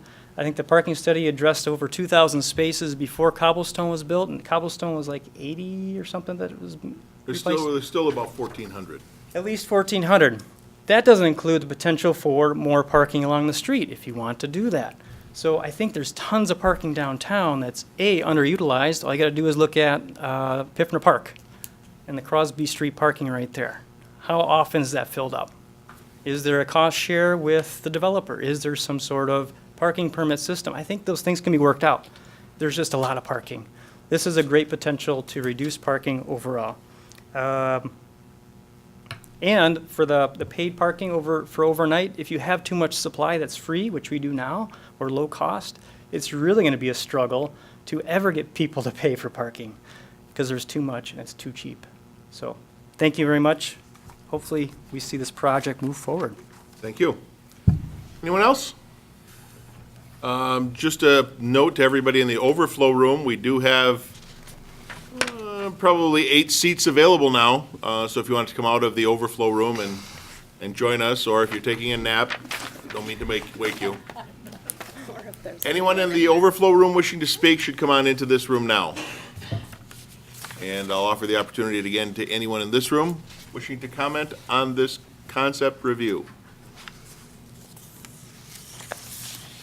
I think everybody's probably heard me, so Alder Nebo. I'm real thrilled with the idea that something positive is going to go down on that site. The concern I have with the townhomes is that I'm not sure which way the front of the home will face and which is supposed to be the backyard, but I don't know, will there be screening to screen those little back green spaces from all the parking and all the traffic that'll be going through? That would be one of the things that I would want to look for if I was going to live in one of the townhomes, is some kind of barrier between having to sit on my lawn chair and look at all the cars driving through the parking lot. So that's just. Good. All right. Anyone else? Or Commissioner Arntzen. I'm just the kind of the concept of the 4-story buildings there, are going to tower above Stevens Point downtown area, that whole area. And I know we had talked about this, and again, this is part of that urban development and seems to be the way to go. But was home in Middleton this past Christmas, where that developers doing the Northside project talked about having some of these, and went down to my old downtown area, and here are these big 4-story buildings that just seem out of place. From what I'm used to and from, looking around at the tallest building is 2 stories, and then you have these 4-story buildings there. So there are people here who know more about this, who've looked at it, who's considered it more than me. I'm still coming to grips with it. I don't know that I have a problem with it, but it still seems to me that these are a couple of big buildings plopping down in a place that might not be used to big buildings. Understood. Just a little bit of perspective. We have to the south of there, Cobblestone, which is 4 stories. We have Associated Bank, which is 6. Executive Place is 3. High Rise is 6. 7, sorry, 7. So you've got some taller buildings, they're just not real close together. They're all in kind of that Yeah. downtown area. But yeah, you're right, they're not very close together. Well, it kind of does a good transition from Center Point and the places across the street and then the townhouses to the residential. So again, I'm not against it, I'm still thinking through it. Sure. Commissioner Hobby. I just also want to say I was very excited to see this. Kind of address, I think, some of the concerns, and I'm assuming the developers will say this as well, but this is a conceptual design. There isn't necessarily a coffee shop going in that or a bakery in those areas. I think we have some opportunities to do some other unique things there that we don't have in the downtown area. I do like the opportunity as well that this might blend well into the west there, and I think you could see a couple corridors opening up. So I guess, we have that sort of north-south connection, and I guess one thing the developers could maybe bring is, as you're going on to kind of 3rd Street there, maybe there's an opportunity for a pedestrian corridor or some sort of connection there as well. That would open up, I think, to the river a little bit. Maybe you shave off a couple feet on that building, on building number 1 there. Maybe that would open up to kind of have that view to the west a little bit. Maybe there's some opportunity to do that. So it's what our town needs. We've been talking about this, that a mixed use of townhomes and residential above. So I think, and to kind of the thought as well, where are people going? I think the growth and the, jobs and things like that, people are moving to other places like Plover or Junction City or whatever, and people may want to come back. So I think there's a lot of opportunities that there's people out there that I agree with the other comments. I kind of hang around with those type people as well, that I could see them selling their, 3,000 square foot house and coming to move in a little bit closer. Great. Saw a hand over here somewhere earlier. No? We're all good? Anyone else wishing to speak in the back?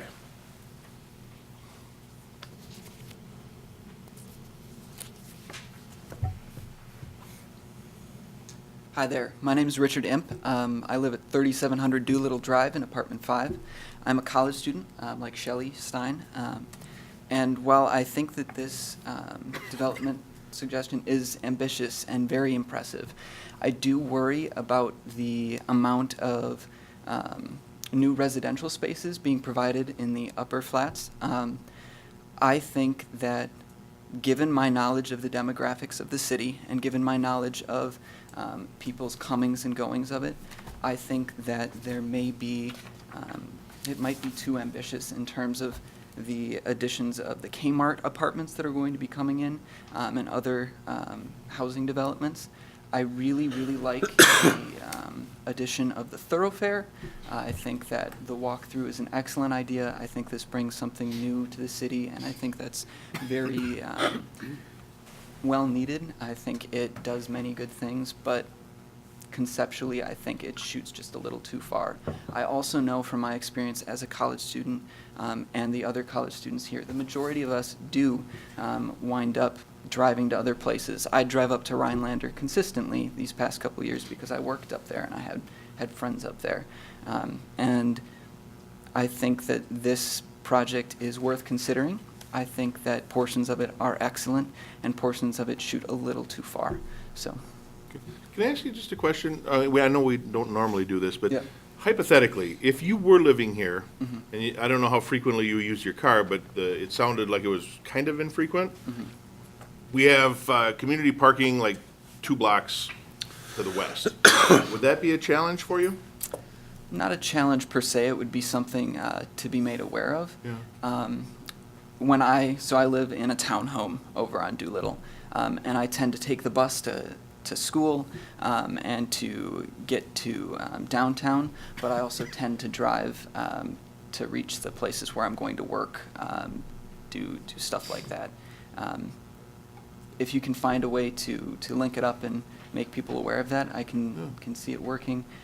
But the amount of parking spaces that are put in there, and including that you can expect people to come into the new businesses and spend time there, even from the surrounding community, not just the people who would be moving in, I think parking would be a concern for me as well. Thank you, that helps a lot. For sure. Anyone else? Okay, we had some questions that I would pose to Slingshot. Are you able to address some of those questions that we had? Yes. Starting with Commissioner Haynes, and if you need them to be repeated, we can certainly do that. I might need that. Brent Dahlstrom, 604 Clay Street in Cedar Falls, Iowa. Thank you, Mayor and Council and city staff. So I want to start by, so I'm with the development team, and our first step in the process is to actually meet with as many people in town as we can. So we do not start with a building. We do not start with any preconceived notions of what Stevens Point needed. Okay, so we met with places like Skyward, Delta, Create. We met with numerous businesses and just stakeholders that care about your downtown. We asked many questions. One of the main questions that we ask anyone, no matter what town we're in, is what makes your town special? Why do you live here? Why do you love it here? And the one thing that continued to come up and point is the love for nature, the love for outdoors, and how great your trail system is, and how many parks you had. And just it came up over and over again. There wasn't one person that didn't say that. And so there was many things said beyond that, but to a person, people that loved and cared about and lived in this town, they liked that, right? And so it's very important to know that we're trying to get people into this area, and then they can go enjoy that. Maybe not necessarily right here, but there was a lot of drawings we did with the connection to the trails and connection to the water, and our excitement we share with the council, mentioned it, is to make that connection back to the west eventually, and start connecting buildings and people and the walkability back to that trail as we get to the water. One question, solar is near and dear to our heart and sustainable. The last 5 projects that I've done have all included solar. So we include solar, we include electric plug-ins. Those are all things that are a must when we do a development. So great question and a great thought. Parking, right? It's one that's hard to touch on because no matter where you go, half seem to be on one side and half seem to be on the other side. So just want to talk about our stance as a development firm, and we develop with people in mind to start, not the car. So that's where we start. We start with how people are going to interact with the buildings, how they're going to interact with the city, how they're going to interact with the first floor. And so yes, we do understand that this is in Copenhagen and California, but in general, people are people, and how they like to sit and drink a cup of coffee or have a drink or enjoy a meal, those seem to be the same wherever you are throughout the world. And so we take that that is our number one priority. One of the reasons that Center Point, and it's no different than many towns, is highways got built and they got thrown in the middle of downtowns, and one thing that destroyed downtowns all over the United States was the car itself. And so many towns now are reconstructing their downtowns to take away that damage that was done. And so we aren't the end answer to that, and Point is in one place and another town might be in another place, but we don't want to continue the ill effects of putting the car first and people second. Towns have many different places to go, and there's malls, and sometimes people think that maybe too much parking was put in malls and not enough thought into the people. And so in towns, you have different areas of towns, and some are meant to be more dense and some are meant to put the car into focus, but we are firm believers and are passionate about downtown areas and urban development, and walking, biking, and cars, we consider all three, all need to be very integral into our development. So we do agree that there's parking, and we took into account and talked with city staff and others about the other parking in the area.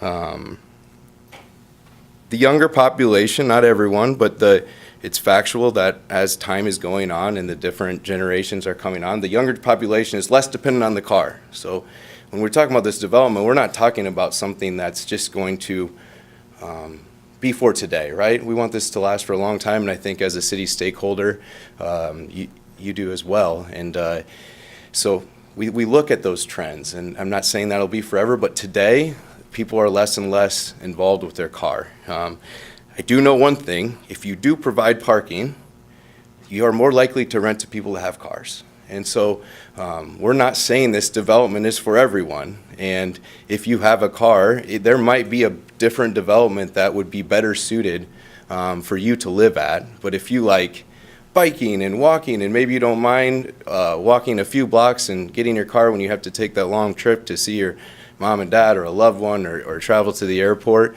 and you like, hanging out with people at ground floor and enjoying some conversation, then this might be your development. But if you need quick access to your car, then it may not be. So just want to say that we're not trying to be the place for everyone, and that's a key point. So out-of-town developer, that is factual, and it's in the competition with other landlords is something that happened in my hometown when another developer came in, and it's you're not really sure how it's going to react with the other landlords in town or the units. But I will say this: what I've seen in other towns is it's set a different standard, right? So today, if nothing changes, it's hard to change your rental price, right? The best and the worst can sometimes be very close together. So what we saw in my town, I'm not saying that will happen here, is it set a new standard, right? So the newest, the best, and the market rate gets here, and then what actually truly happened was all those ones brought it up, right? Because they could compare it to it. Well, if that guy's charging this, or girl, then we can make, it's a value here. So it creates that. It also creates sometimes the need that some properties need to be renovated and brought up. The other thing that it can do is there's enormous change in demographics in our country. So in 1970, the average age to marry was 20 for a woman and 22 for a male, okay? Fast forward to today, it is 30 for a man and 28 for a woman. And that isn't seeing no change. That is continually to go towards an older age to marry. So what happens in most towns that haven't had a lot of recent development is you have a lot of single-family homes, and you don't have a lot of apartment complexes. So what happens is you miss out on that demographic. So you used to be the day you graduated college, you got married. And if I tell that story to anyone that was in that era, they tell me that's exactly their story, and that the woman maybe went to a technical college or a college, and then the day they graduated, they got married, and the male, everything was different back then. But today, if you get married before college, you're kind of the castaway, and you're kind of expected to take that time. And so what this is filling is maybe what you don't have today is reaching that demographic, that 20 to 30. And then the other demographic, which was brought up tonight, which is very true, is the empty nesters. And just maybe they don't want to go to a home. My dad is in his 60s, and I couldn't drag him there to a home, but he would be very happy, and he runs marathons, and he likes to just be around the city, and this is exactly where he'd like to be. And so the other thing it does is creates the ability to sell a home that maybe an empty nester has today, and it creates a new market for your town. So single families can go to that family that's just starting with a few kids, like myself with 3 children, and then they can go through the cycle themselves and enjoy your town through whatever stage of life that they are in. There was some talks about parking, green space, density, retail, all great questions, right? And so it's a real big give and take. The more green space you add, the less parking you can have. The more parking you have, the less green space you can have. The less units, the less taxable value. It's a really big give and take game, and we're trying to create a partnership. So I'm definitely not saying this is what we want to do, but this has been well thought out. It wasn't like we just came to this. This was through a lot of thought, and we're not saying it's right, and we don't know. Being one of the first developments, we can see the parking. My hometown just is going through a massive parking study. It's all we talk about in our town is parking. And because some think we have too much, some think we have too little. And what was found from the new developments was that 60% of the parking was parked, okay? So when I get to this number that we're at, which is 60% roughly, it's been something that's been thought out, and that's what we've seen in another town that is very similar to yours. It's a college town, and we're not saying it's right. And if it really should be, in my opinion, that if it doesn't work for us, it was a mistake made by us, and that we'll have to find some other solutions for the parking problem that we would create. One of the reasons we're phasing it is to see what the demand for parking is, what we can find for people that would live without it. You should be proud of all the green spaces you have. There's so many towns that wish they had these trails and these parks and the concert series, and we want them to go enjoy that. And so that's one of the reasons why we do have a residential courtyard. We do have a commercial courtyard, but we believe your town is over and above, has one of the better natural resource areas, and they can enjoy that in many areas of the city, not necessarily right in their unit. And so that was something that we thought of. I think I got them, right? I think you got them all. All right, but if there's more, I would love to answer it. But no matter what, it has been an incredible process to learn about your town. There's a lot of towns that people just aren't proud of, right? It's not what Point is.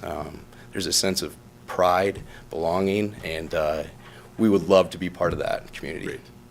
Thank you very much. Oh, one more thing. Okay. The tenants we have are only tenants on there, conceptually, tenants that want to expand, relocate, that are already here.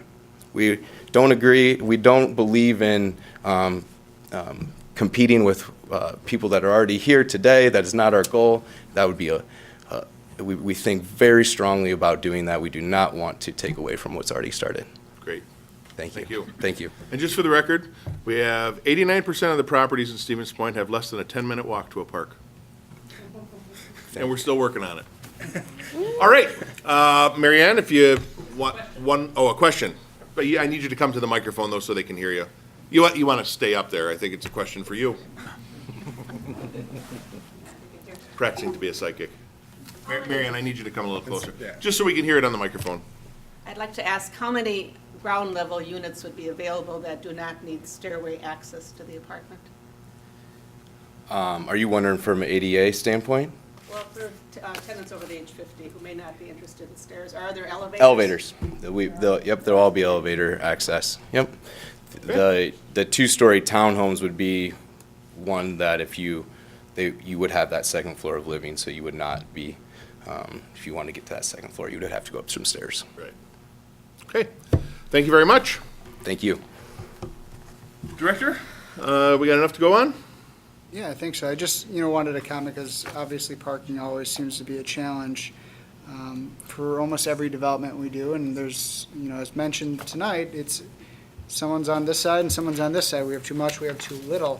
And I think as you analyze some of these developments and where they're located in applying those typical parking ratios appropriately, this is an area that we want to grow in. This is an area where we want to increase density. We have hundreds of parking spaces surrounding this site, numerous municipal public parking lots. And one of the reasons, why we're trying to get rid of some, because they're not utilized. The stuff by Crosby is the only time it's filled is during Riverfront Rendezvous, and maybe, when it gets some of the Levitt Amp series in the park. Art in the park. Art in the park, but it's on special events. And the 85 to 90% of the time, they remain vacant.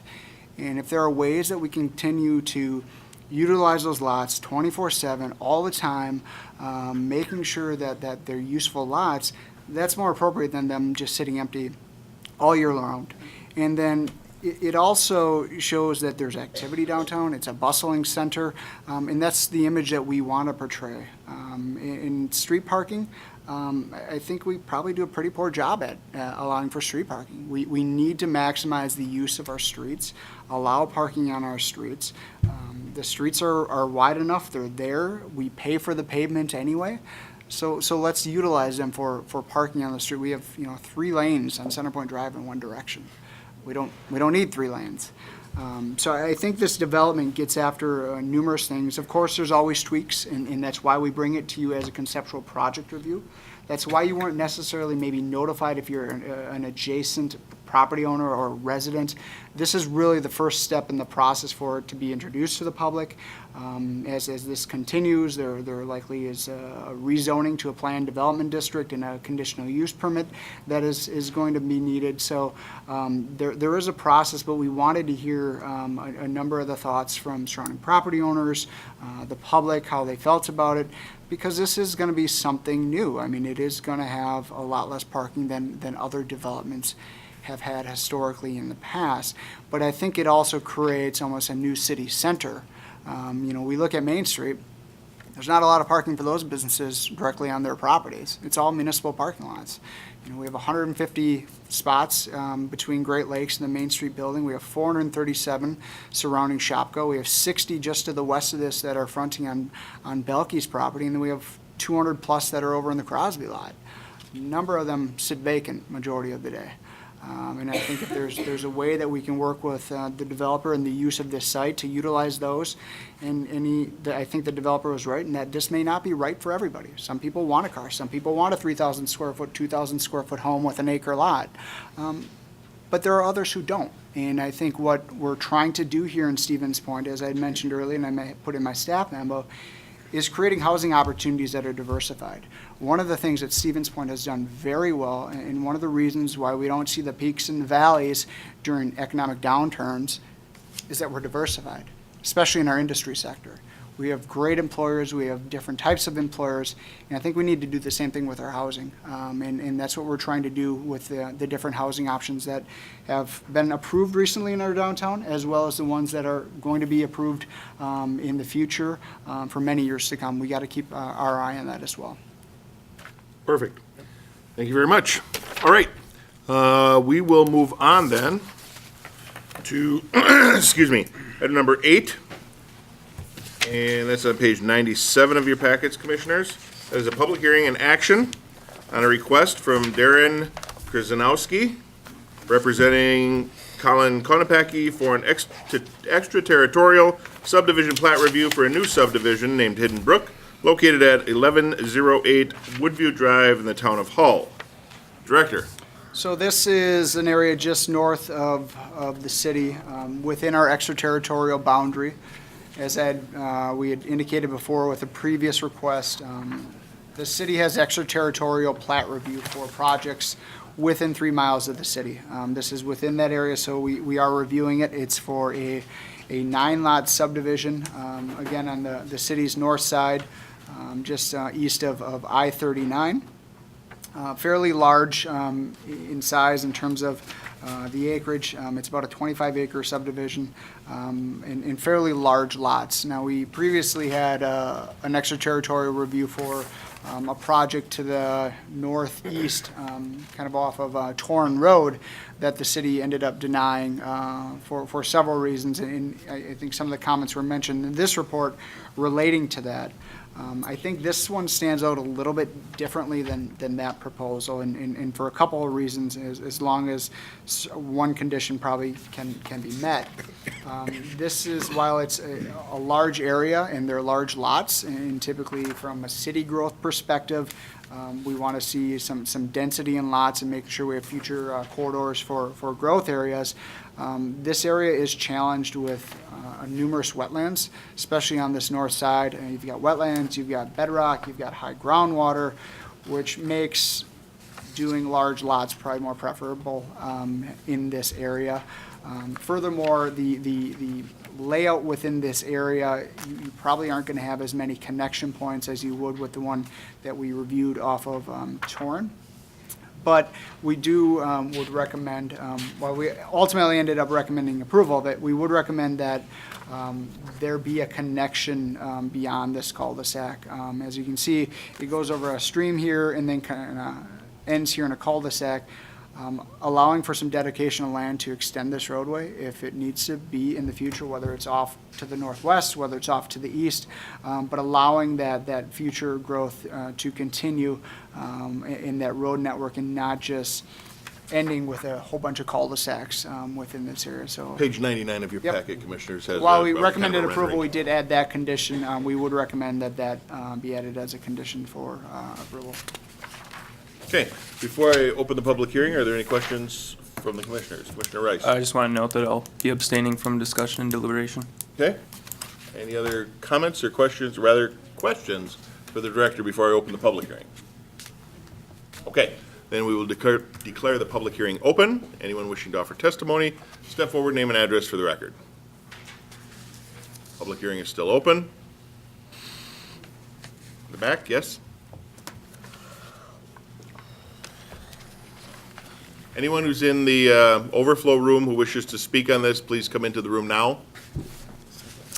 Kathy Dugan, Alder for District 8. I just want to say concisely, this proposed subdivision is a sprawl development in a wetland area, no less. And according to city staff's notes that we've been given, this development has, quote, significant negative impacts for the city, both currently and in the future, were it to be developed. I ask you not to approve it. Public hearing is still open.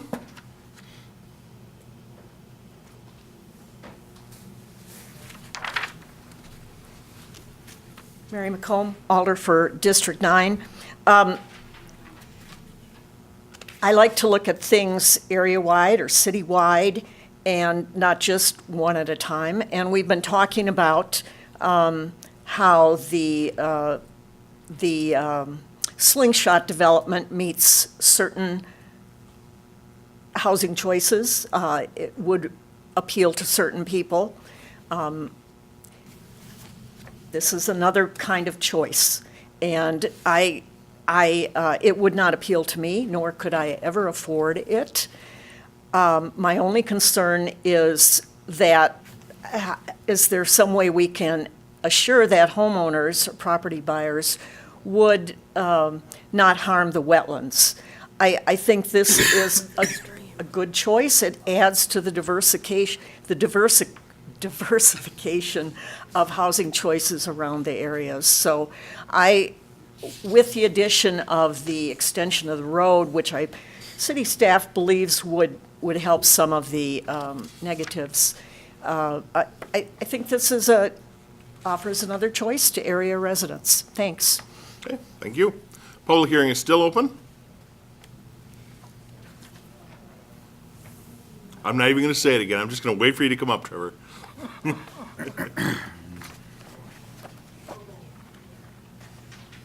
Trevor Rourke, 601 Washington. I'm here to share my views as a resident and not represent any group. Again, I think city staff laid out the issues pretty well in the memo and the standards of review here. Again, building over wetlands. With my background in fisheries and limnology and biology, it's just, it's not necessary, for one, because of the vacancies within the city proper already. And I understand the ideas, the concepts behind providing more options. However, I've seen a number of houses for sale that are suburban in nature already when I go through the city. So as far as options, I think there's plenty in the suburban setting. Simply put, we can't afford this.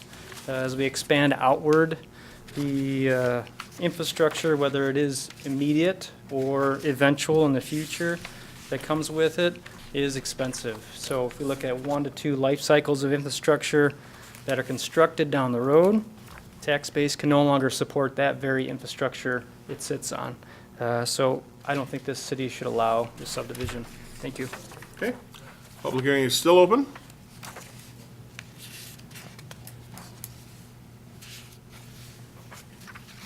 David Shore, Alder for District 2.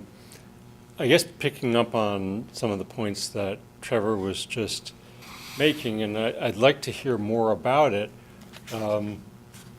because I come from that concern that when you talk about extension and you talk about outlying areas and larger lots rather than smaller lots in terms of the value and tax base associated with them, and how that nets out potentially with the costs, and as Trevor just said, making sure to take the longer view of the need for replacement infrastructure. So, I don't know.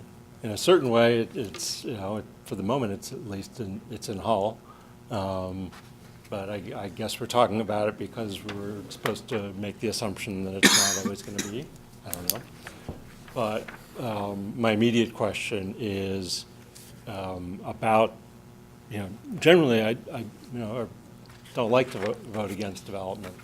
I've only done it once, but it does get my attention if there's the possibility of something being upside down in terms of municipal finances. So if you could talk more about that and whether, that little adjustment of leaving room open really takes care of it. Thanks. Okay. Thank you. Public hearing is still open. Public hearing is still open. And for the last time, the public hearing remains open. Okay. Seeing no one else wishing to speak, I will declare the public hearing closed, and we will bring it back to the commission. Director, anything you wanted to add? I do. So just keep in mind, this is an extraterritorial review. We review the plat and its layout and how it impacts negatively the city and what recommendations we would have for that.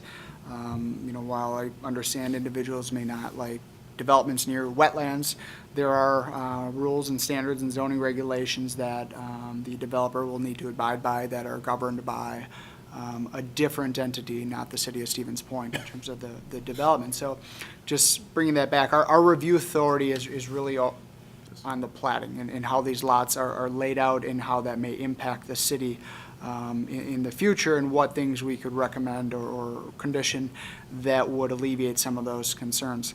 One thing I want to point out, too, is that it isn't necessarily because at some point in the future we expect it to be annexed to the city or become part of the city. There are many reasons why we have extraterritorial review for any reason that it might affect the city. And it's just a boundary around the city, because things that happen outside the city sometimes can affect things in the city. So wellhead protection, things like that. So it's not necessarily because we think someday we'll be in the city, although it may. So from a development side and kind of municipal expense side, as Alder Shore had indicated, it's challenging to serve 9 lots. But it's even more challenging when you have to serve 9 lots and it dead ends into a cul-de-sac and you can't continue that infrastructure beyond that at some point in time, which would, as I mentioned earlier, that our condition would be to have some sort of, whether it's an outlet or whatever, to allow the extension of this roadway in the future if sometime that it would be. Doesn't mean the road has to be put in, but just the outlet is there to preserve that ability for right-of-way to continue. I think the larger lots are probably more appropriate in this setting, given its proximity to the wetlands. I think it becomes very challenging to do a very dense development in this area. It's probably not very suited for that. And the bigger difference, I think, also with this one as opposed to the previous one that we had a couple months back, as Mayor Wiese had indicated, there are other elements that came into question with that one. That one was within our wellhead protection zone as well, and adding 25 more septic systems to our recharge area we felt was not appropriate, especially with a very challenging foreseeable future to ever serve them and get them off septic. This one is not within our well recharge area. From a plating perspective, I think if we can make that adjustment, I think it works. Personally, I'd love to have more dense development, but I think given this situation, its location, its proximity to wetlands, I think it's appropriate for what it is. Can I ask, so, because they're crossing a stream, which I don't really understand, and I thought that the county had an option to do conservation subdivisions, and this is the perfect place to do something like that. They'd be slightly smaller lots, and it wouldn't affect the stream or possibly the wetlands. Those could be conserved. So is that a possibility to suggest to them, or is this just a tweak to what they already have? This is it. I mean, it could have been. The county and the town both have approved this plat. Since they have approved it, it comes to us for review, and we review it for kind of what it is. You know, with the conservation subdivision, you know, there are certain things that need to be met. Every single lot needs to touch the portion of the conservation area and so forth. But I think it could cause also potentially some challenges in the future if we were ever to extend beyond it, depending on where their conservation area would be. You know, if it was this entire thing, it would be very difficult to get past it because we can't go through the conservancy area. Something that could have been looked at, but this is what we have before us for review. Yeah. Okay. Commissioner Arnson? I attended the County Planning and Zoning Committee meeting when they considered this, and my understanding is that there actually won't be any wetlands filled as part of the project. Close to it, but not. And obviously, my concern is with drinking water and water supplies and waste disposal, and that wasn't anything that was brought up in the previous subdivision a couple months previous. That was a big issue and hadn't really been looked at all that much. And I kind of suggested to the committee that maybe that's something that the county would think of considering or requesting information be included, like how will waste disposal and water supplies be affected by this development. I don't know where that will go, but from the city's perspective, right, it's out of the groundwater or the wellhead recharge area. It's remote. That city isn't going to be expanding that way anytime soon. To get city utilities out there, you probably have to go through a lot more wetlands than just leaving it be.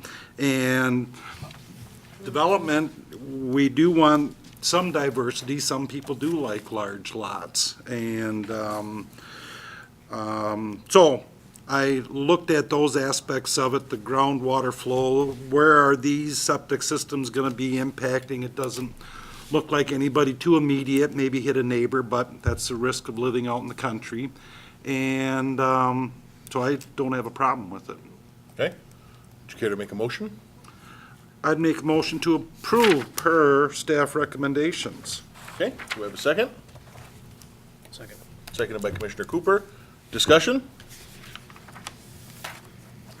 Hearing none. All those in favor signify by saying aye. Aye. Aye. Any opposed? Aye. And note that Commissioner Haynes Nay. is Whatever in you're opposition. supposed to say. It was an affirmative negative. Yes. Thank you. And the motion is adopted. Item number 9 is on page 106 of your packet, and that is a public hearing and then subsequent action on a request from the City of Stevens Point to amend Chapter 20 of the subdivision ordinance pertaining to the maximum number of parcels allowed to be created via a certified survey map for commercial, multifamily, or industrial zone properties. Director. So dealing with subdivisions, typically when you create more than 4 lots on a CSM, it requires a subdivision plat to be submitted for the state and go through certain review agencies and so forth. A little while ago, the state law was changed to allow municipalities to set by ordinance a modification for commercially type zoned lots or land to allow them to be split more than 4 times via CSM. Something we're looking at doing here, I think 5 lots is fairly small. So we're looking at bumping that up to 10 via ordinance, that they could do that by CSM and not have to submit a formal subdivision plat. Given most of our commercial areas are already built out, I don't see this as a large challenge for the city. I think it allows us some flexibility to work within there. I don't see any real negative issues that are going to come of this, and that we have a majority of city services already in front of them. So that's typically what you're looking at with a subdivision plat. So we would recommend approval to go up to a maximum of 10 lots versus the current 4 that you can do by CSM.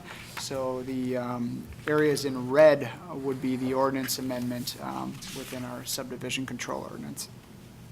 Okay. Any clarifying questions for the director before I open up the public hearing?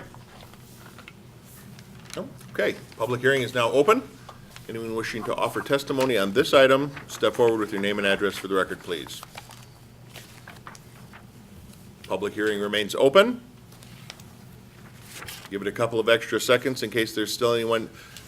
Alder Phillips, can you go in the overflow room, see if there's anybody still watching and awake? We'll just give it a few seconds. You got your money's worth out of this class. It's fun? It's always fun. Is there a medic? Good. Some of us actually do kind of enjoy some of this stuff. We're all good? Okay, last time, public hearing is still open. Seeing no one wishing to speak, I'll declare the public hearing closed, and we will bring it back to the commission. Commissioners, what are your wishes? Move approval of the amendments as proposed. Thank you. Do we have a second? Seconded by Commissioner Rice. Any further discussion?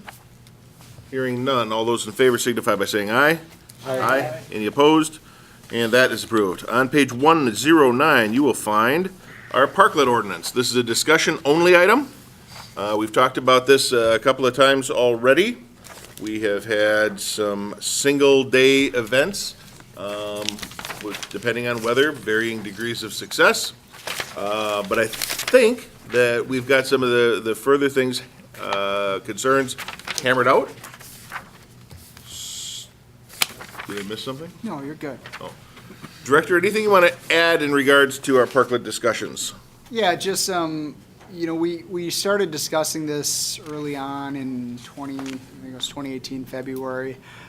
Post that, there was some concerns with certain elements of it. I think there was some concern with the potential number of them, even though we identified up to 12 could take place. Some felt that taking 12 parking spaces away right away would be too much.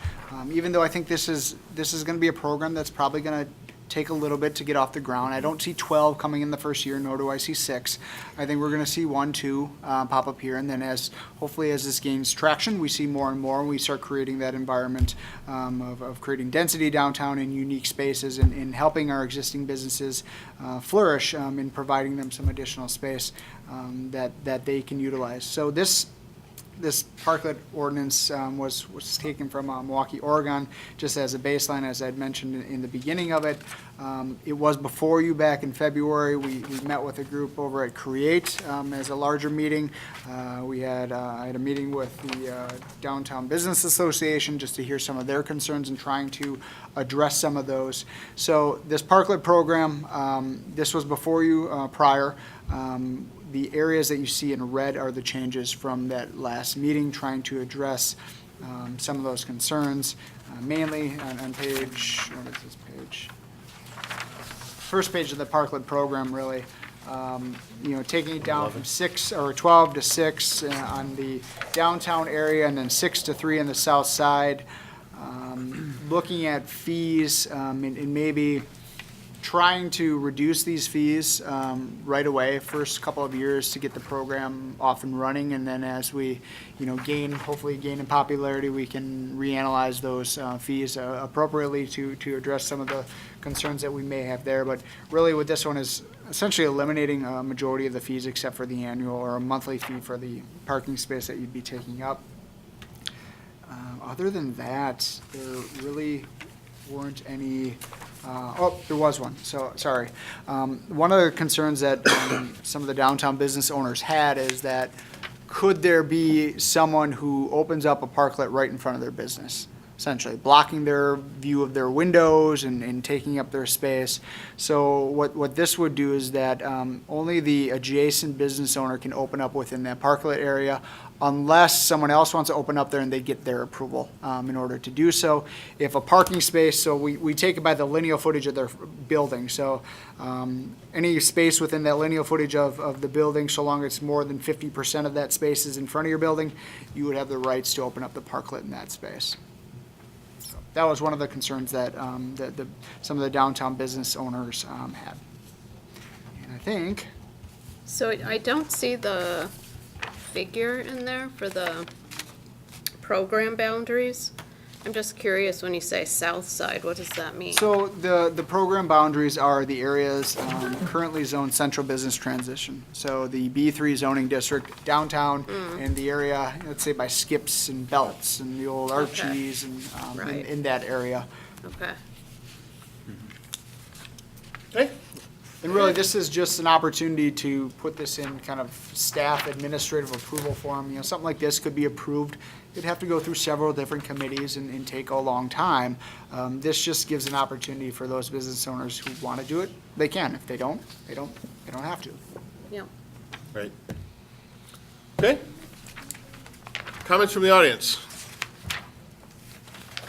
We get Mr. Rourke and then Alder McComb. So is the idea to bring this forward? So the next plan idea commission would meeting? then, as we address these concerns, to put it in ordinance format and then bring it forward to the appropriate committees next month. Okay. Trevor?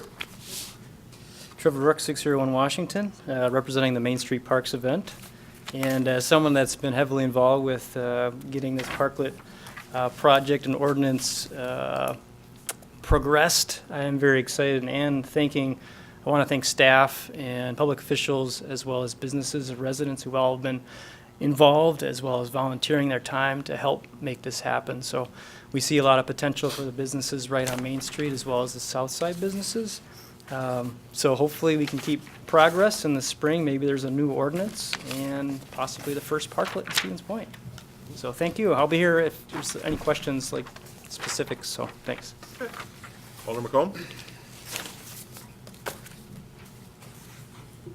Mary McComb, the 9th District again. I've got a couple things to say about parklets. Number one, I did have a parklet in front of my former store on Strong's Avenue, and it was just a gas. And it attracted a lot of people to my store and the neighborhood that hadn't been there before. So I've had personal experience with a temporary parklet. Second, I do have a constituent on the south side with a particular question, but I'll come talk to you. Number three, I recently read a book by urban planner Jeff Speck, and I also heard him on the radio. He was on Wisconsin Public Radio, and he made an interesting point. He said to encourage and invite people to walk more, it's not that you necessarily need beauty and attractiveness, but you need things that are interesting. And parklets are interesting. They change the look of the street, and I think a parklet program would be a great idea. Thanks. Thank you. Anyone else? Okay. I'm going to tell you that I think it's a great idea. The ones that we've had before for the single-day events, like I said, because of the weather, they met with different degrees of success. But what Alder McComb says is spot on. It provides something interesting. And maybe they'll work and they'll be successful, and we'll expand the program. Maybe they won't, and we won't have the program anymore. But I would like to at least give it the opportunity to try. And if it turns out that it doesn't work, well, no harm, no foul. But I think it's a great idea, and I hope that we get some diverse styles of parklets. I know that some of the business owners have expressed an interest in expanding their outdoor cafe seating, and I think that's a great idea. But I hope there's some other interesting things that we can incorporate into this too. So looking forward to it. Any other commissioners have any comments? This is Commissioner Arnson? something, touching on that, this is something that each individual business would come up with. Does the city have suggestions, equipment? Could they have, could they create their own and rent them out? Well, ideally, no, because we shouldn't get involved in that. Okay. We should let private industry or private ventures take care of that. But it's not out of the realm of possibilities. I know some of the things that have happened in the past, and someone asked just the other day, because they saw it back on the agenda, games. They really like the games. So you're downtown, and maybe went down for lunch, you got a few more minutes to kill, maybe a beanbag toss game, or Giant Jenga was the one that was suggested. But I think that would provide some opportunity. There was a larger, I don't know if did you ever get to that large chess game? Other than that, I know there was the first one.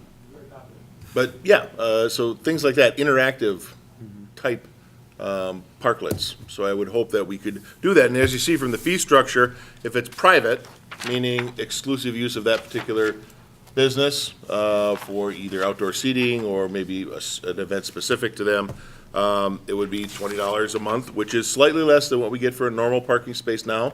But I think that we can do that, lower it a little bit, just to encourage the use. If it turns out that there's a higher demand, we can increase the fees to get it up to what our cost is for a parking spot. The hybrid and then a public parklet, so something that's public, open to the public, anyone can use just for their own leisure. We wouldn't have a charge for that. We need a baker to serve tartlets and parklets. For those who couldn't hear on the radio, you don't want to hear that. All right, so we will be bringing this back. If anyone listening or watching has additional comments regarding the proposed parklet ordinance, contact the Community Development Department, my office, or your alder, and we will make sure that those get heard and put back into the ordinance that we will be looking at for next month. You could just say it. Trying to get Alder Morrow not to leave. I have something for his wife from don't leave. NC's.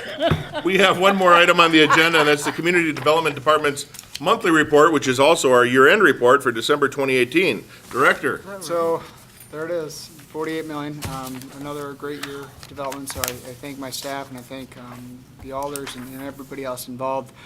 We've continued to see significant growth, and given the project shaping up for next year, I can see that number continuing to grow. We did have a $2+ million project come in the door just after the close of the year that would have put us over 50, but that's okay. 48 is still a very good number. Pretty respectable. It's very respectable. Our average is about 25 to 30 million a year, so good growth continues within the city. 2019 should be a very good year as well. Violations, as you expect, many of them are snow and ice. So still working to go through those. Getting into the actual, also some of the other stuff, we did release a press release on two programs that we just released through the Redevelopment Authority. One is a Neighbor Helping Neighbor grant program that provides up to $1,000 to cover costs of materials for low to moderate income individuals for certain types of activities and improvements. Another is a residential demolition program. So if you have a property in the city of Stevens Point, you tear it down and guarantee, or you do build a house within 1 year, we'd pay up to $15,000 to go towards the cost of that demolition. As you heard during the Georgella item, the property owner to the east of Georgella has expressed interest in that for tearing down that home and then constructing a new one. And then finally, on the 17th of January, we've mentioned this time and time again with these targeted area master plans. This will be the real first community conversation relating to this with our consultants.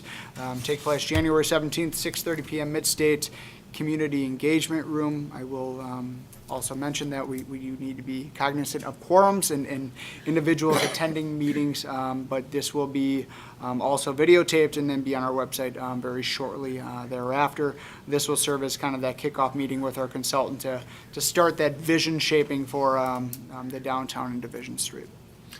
Okay, and that covered the director's update in it. Logan, before you leave, just because the director brought it up with this targeted area master plan meeting on January 17th, we're recording it for the express purpose of the alders being able to watch it while still keeping in line with open meetings laws. But could you reiterate very briefly the open meetings laws that we need to follow? I mean, you want me to read the statute? I can do that. Well, you don't have to read it. I think you got to commit it to memory. And all the cases that go with it? Basically, I think, based on the conversation we had this morning at the staff meeting, the idea is to have a certain type of more open house type format for this meeting. And if you're going to have a council meeting, the requirements for the way the meeting is conducted don't really allow for that type of format, where you have, multiple conversations going on, you don't have to have an agenda that explicitly states all what the confines of the conversation are going to be. So it's basically just to allow a little bit more free-flowing of a format for members of the public to come in, see some of the preliminary documents, and get some of the preliminary information about the project that's going on. Great, thank you very much. And with that, our agenda is, Alderperson McComb? The please was implied. Huh? Please stay it, yeah, sorry. Mary McComb, District 9. I thought that something like committee meetings are noticed, so a quorum may be present. Why can't this be noticed that a quorum of the alders may be present? That's my question, thanks.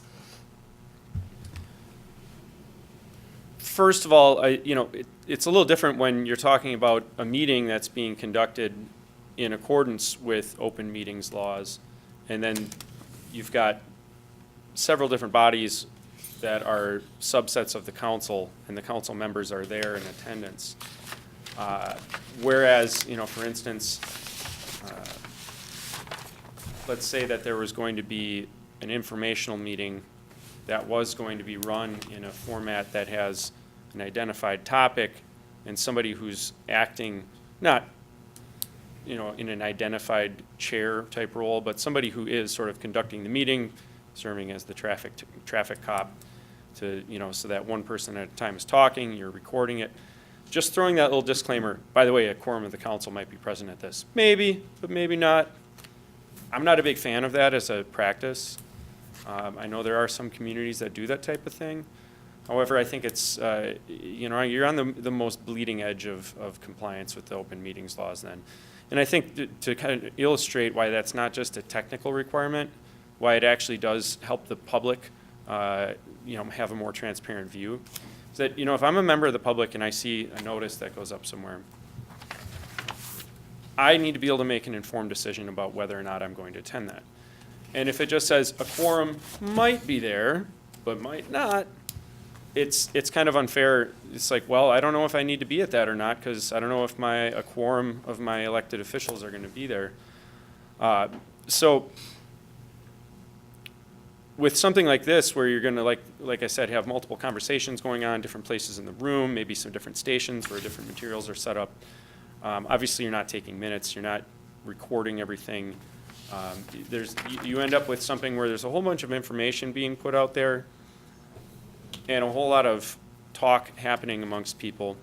And if you have a quorum of the council there, it turns into this black box of what did those council members talk about? What did they learn? Who did they learn it from?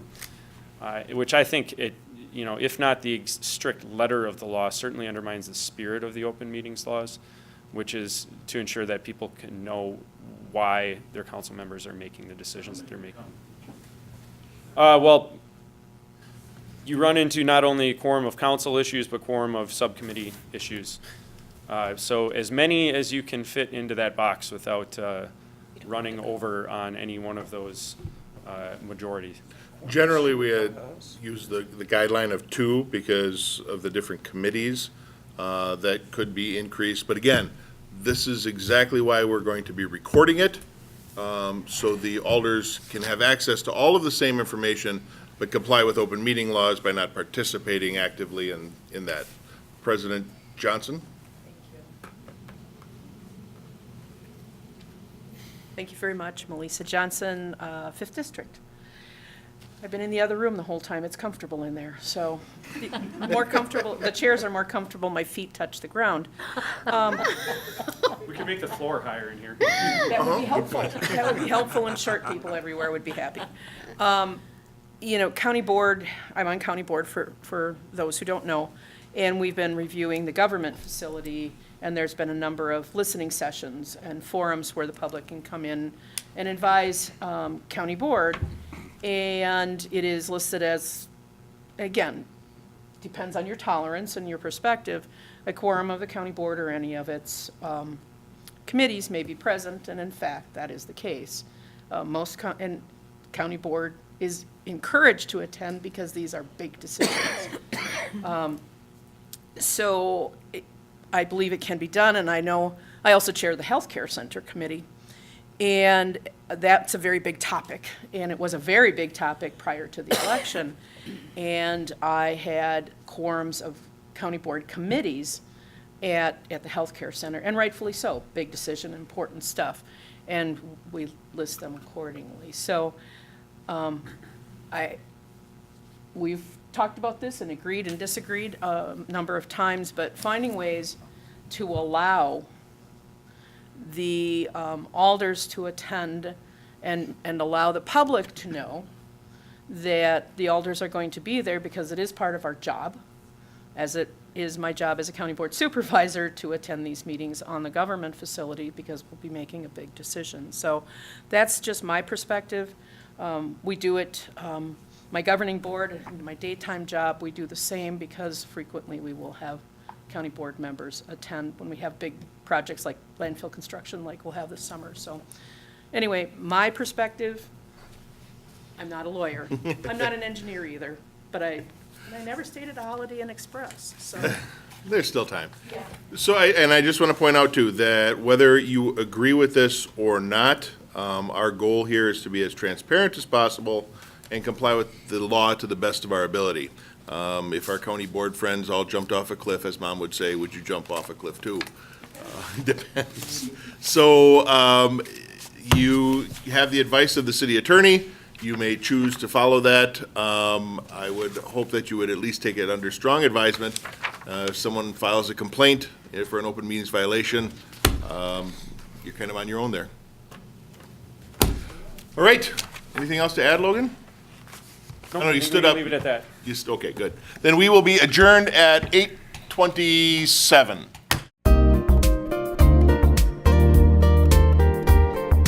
A video of this meeting is available for viewing on the city's website, stevenspoint.com/videos.